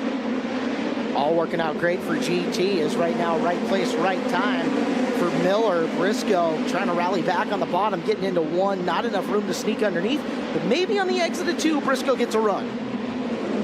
Coming up to the rear tires as you see the left front hiking on the Miller car. Side by side for the spot at the line. Give it to Miller. So Miller sitting in 3rd, Briscoe in 4th. Everybody trying to chase down your front 2, which are on a flyer and getting away. Briscoe down low, noses ahead, running off the top of the cushion. Miller hangs on down the back straightaway as we're down to just a handful to go. Yeah, Chase needs this spot to go 6-3 versus 6-4 would really help his odds later on in a qualifier, but Joe B just doing what he needs to do on the bottom side of the racetrack is going to make Briscoe choose the high line here at the white flag lap.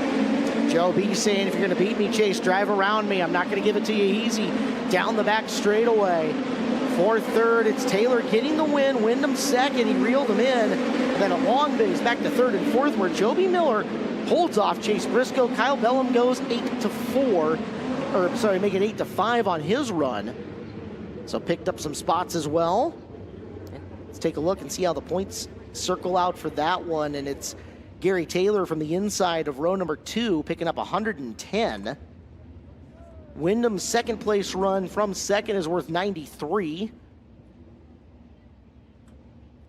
Miller going 4-3 is worth 91. And then Briscoe 6-4 worth 89. So a bunch of guys just made the qualifier. Some of them happier than others, but a good race out in front there in heat race 6.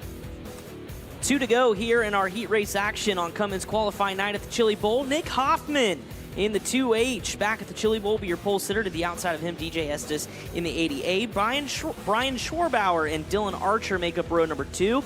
Tanner Carrick, one of the 14 out of the Keith Coons stable, will start inside of row 3 to his outside Slater help.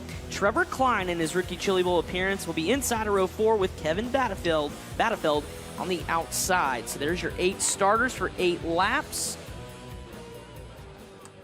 Hoffman, bad draw, ends up pole of his heat race here. However, we don't have a bunch of massive point scorers, so 100 points may not be a bad thing for Hoffman in this case. We'll talk more about that in just a second. We've got to go up top with, I believe, Earl. Yeah, guys, got Gary Taylor here. We were just talking about points, doing some things, and we came with the same total, 110, and you got to be happy with that. Yeah, I am. Just was kind of hoping that's how the first lap or 2 would play out and get a little breathing room.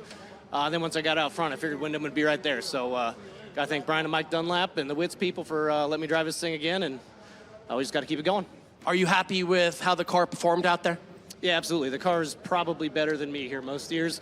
We don't race a whole lot, but they bring the best equipment I could ask for. So I felt decent about my driving right there, and we'll just try to stay better all night. GT guys putting himself in a qualifier as of right now. And he's been so good over the years, 16 preliminary A features. You know, he's one of 2 drivers that's been in all 5 preliminary night A mains. Monday through Friday, he's done it all. Doesn't shock me. No. You look at all the quality teams that he has driven for and been a part of as well. Running for Loyette back in the day, with the Mike and Megan Eubanks team for a year or 2 there. Of course, now a long-term affiliation with Dunlap Performance Team. So Gary's had a great career here in the Expo, and it continues on.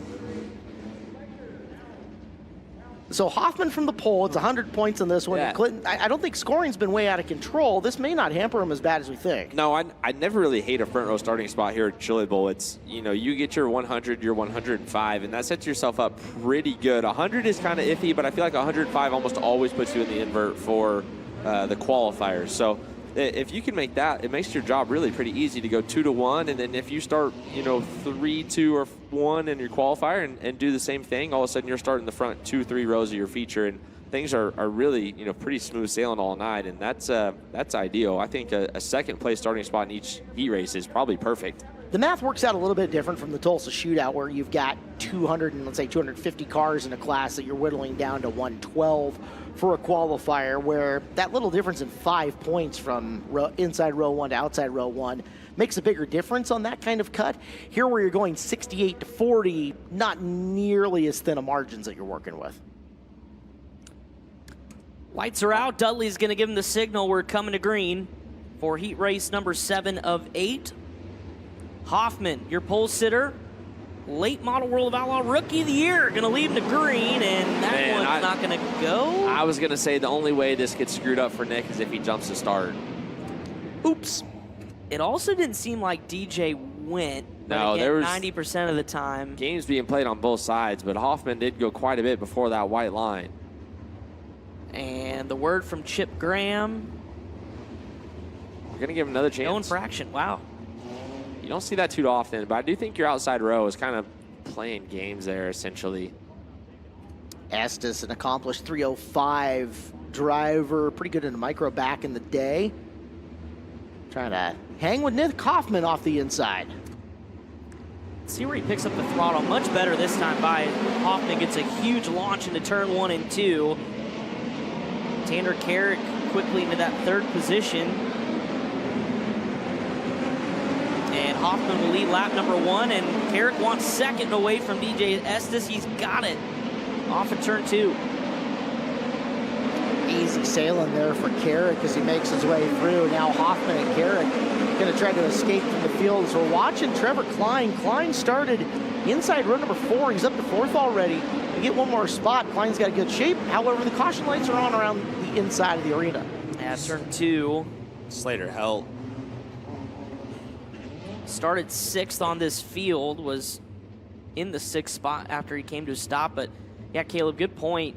Trevor Klein, the youngster, brother of Nick Drake, who's been a veteran in this building, making his first, well, this is his first season in a midget, but only has about 2 starts under his belt. So this is a tall task for a rookie here in this building, but putting on a good show there from 7th.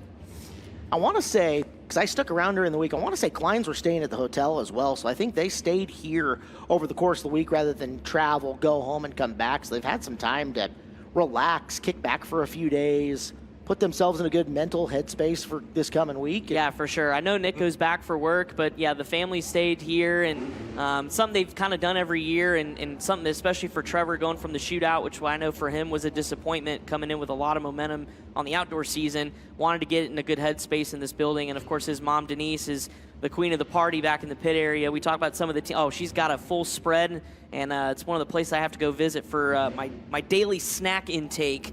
So I want to thank her for that. Kind of 2 different mentalities there, where they stay the entirety of the week, and some of the new and the excitement of Tulsa wears off, and you just kind of show up here ready to do work. You've been here for the Tulsa shootout. You've been here. On the flip side of that, my brother-in-law, Hunter Schoenberg's back home. He didn't practice. He's not coming in until Thursday and qualifying on Friday. And I was going to ask where he was yesterday. Yeah, he said it feels good to a couple issues, but he said it feels good to just kind of, be at home, working, doing your normal things, and he's just going to show up and try to do his job on Friday. So Brian Ward is down there at the Slater Health Car. Brian, what can you tell us? Well, I guess they couldn't get this car fired off, and then they were going to put it on a hook, but he couldn't get it into neutral.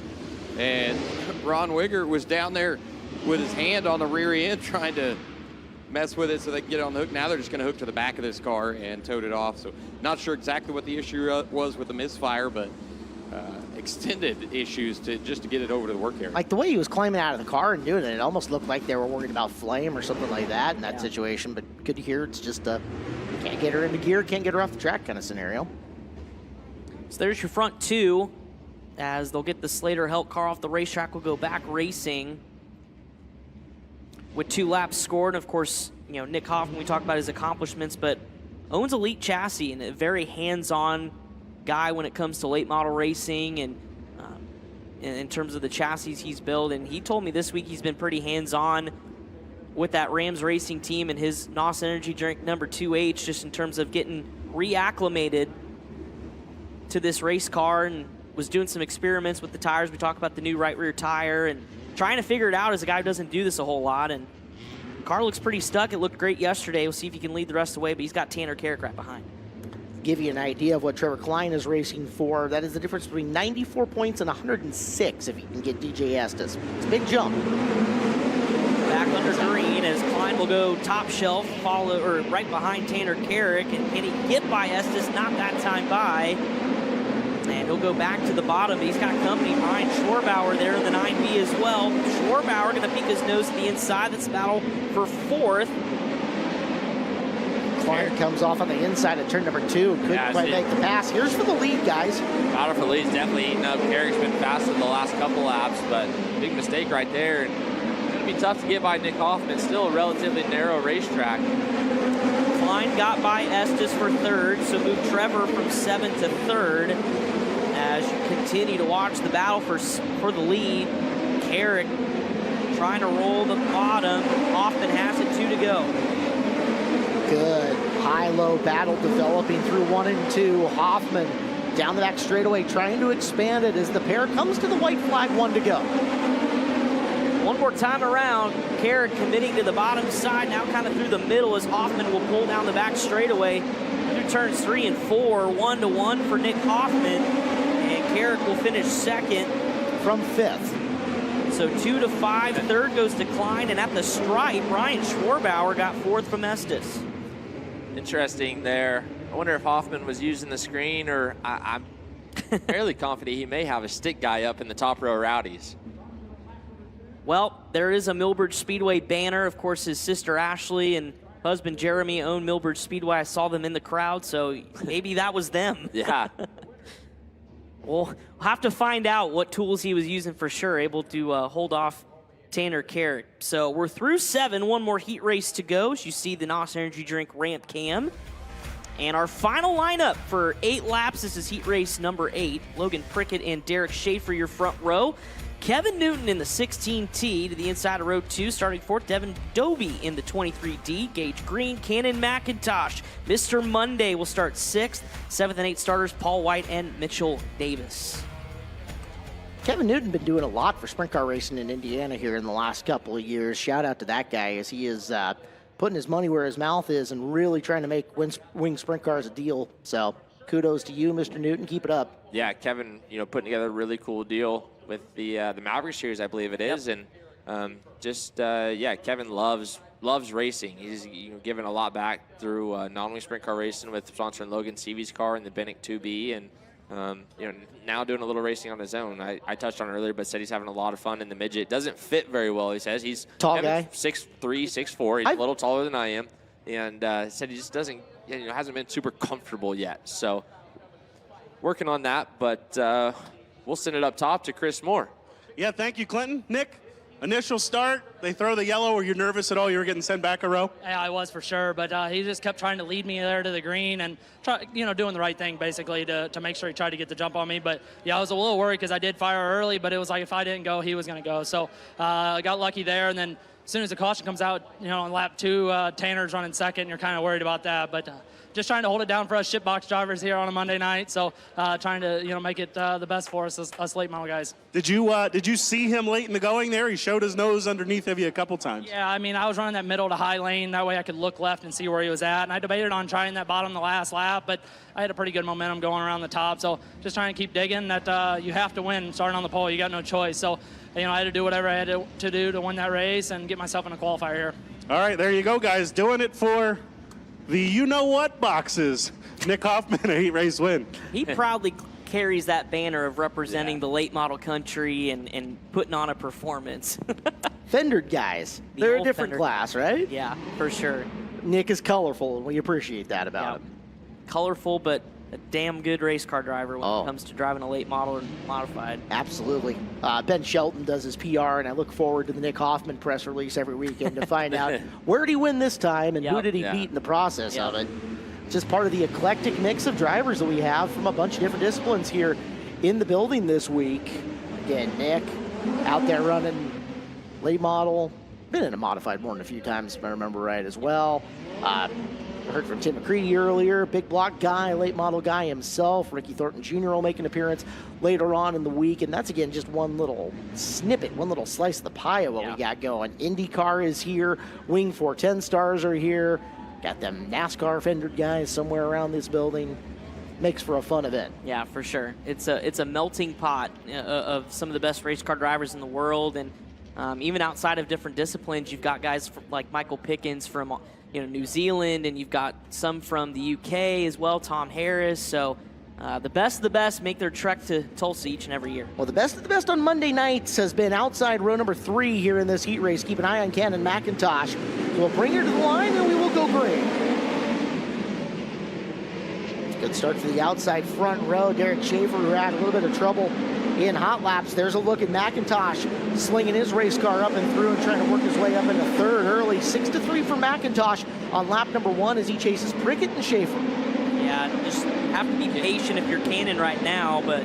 Yeah, he had a really smart, patient 1 and 2 to set himself up to shoot the gap down the backstretch. Now he's got to get a little bit more elbows up and kind of make stuff happen on his own. Go outside, inside to get underneath of Logan Prickett. He'll take over position number 2 and have to start to track down Derek Schaefer, who continues to lead. This ends up sequencing out like it is. He'll only be tied for high point guy with Emilio Hoover, and because Hoover did it in an earlier heat race, he'll get the advantage, but he still has to get around Schaefer going into 1. Schaefer kind of caught out in the middle, getting into the corner, and give it to Cannon.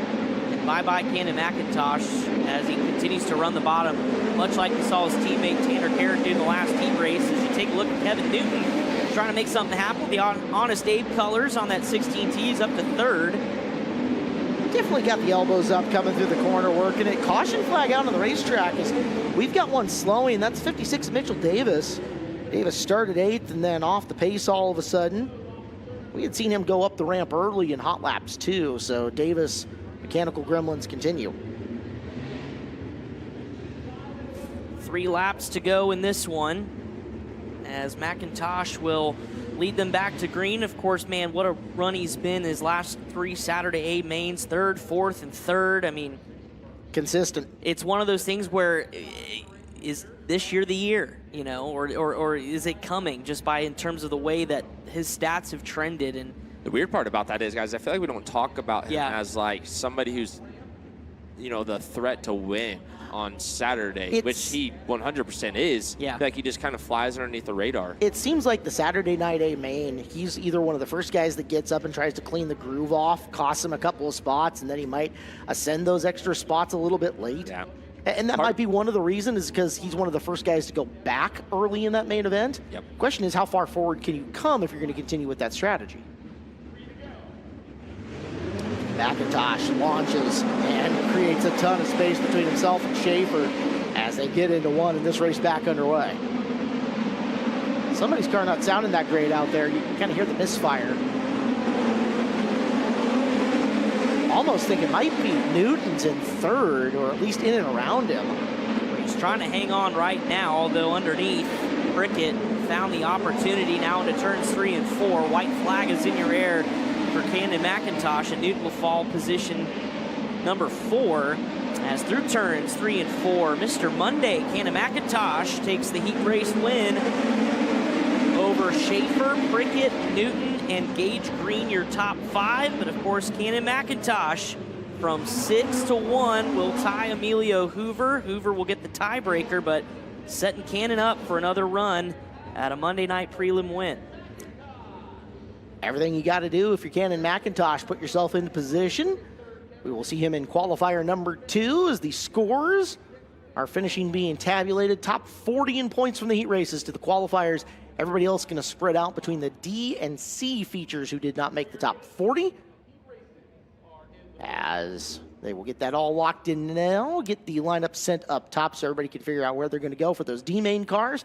It is a very quick turnaround. Yeah, absolutely. Yeah, no time to mess around for sure, as, of course, we'll reset things now. I did have a couple questions on Twitter, and I know, Clinton, you could probably answer this. Why do some teams run the panel behind the driver's head above kind of the fuel cell? Is that a strictly for looks deal, or what kind of advantage, if any, is that? Yeah, I mean, it can't be much of an aero advantage here inside the building. I do think it is looks and maybe not like looks of the race car, but maybe the vision of the guy behind you. And like looking through guys' race cars is kind of a, a normal thing, or you're used to seeing that. So when that's completely blocked off by that panel, it's just a weird, different look that you see being behind one of those guys. And, I don't know if that's maybe an advantage or not, but yeah, I think, yeah, you're probably right. Just looks of the race car. I don't think there's any aero advantage. If anything, it's probably more of a pain in the butt when they get back to the pit. You're going to have to take those off just to put fuel in the race car and check your fuel. So it's, yeah, whatever it is, I'm not totally certain. I've heard from a couple of them that it makes it harder to see through the car in front of you with your visuals and looking forward, right? So that definitely a factor in that. Well, Make it harder for your other drivers. Yeah, absolutely. Well, while we wait for word with Cannon McIntosh, the Donnie Ray Crawford Legacy Foundation two-seater is out. Did get a word from Roger Slack that don't forget the 2024 Chili Bowl 50/50 raffle is available. So if you're planning on being here on property over through the course of the week, you can purchase your tickets all week long for a shot at $1,000 to win every night. And of course, the Saturday jackpot comes Saturday night. If you're not on property, but you're in Oklahoma, you can do so online, chilibowl5050.com. So last year's jackpot, 122 grand. Yeah, not bad of a payday. So if you're online, chilibowl5050.com.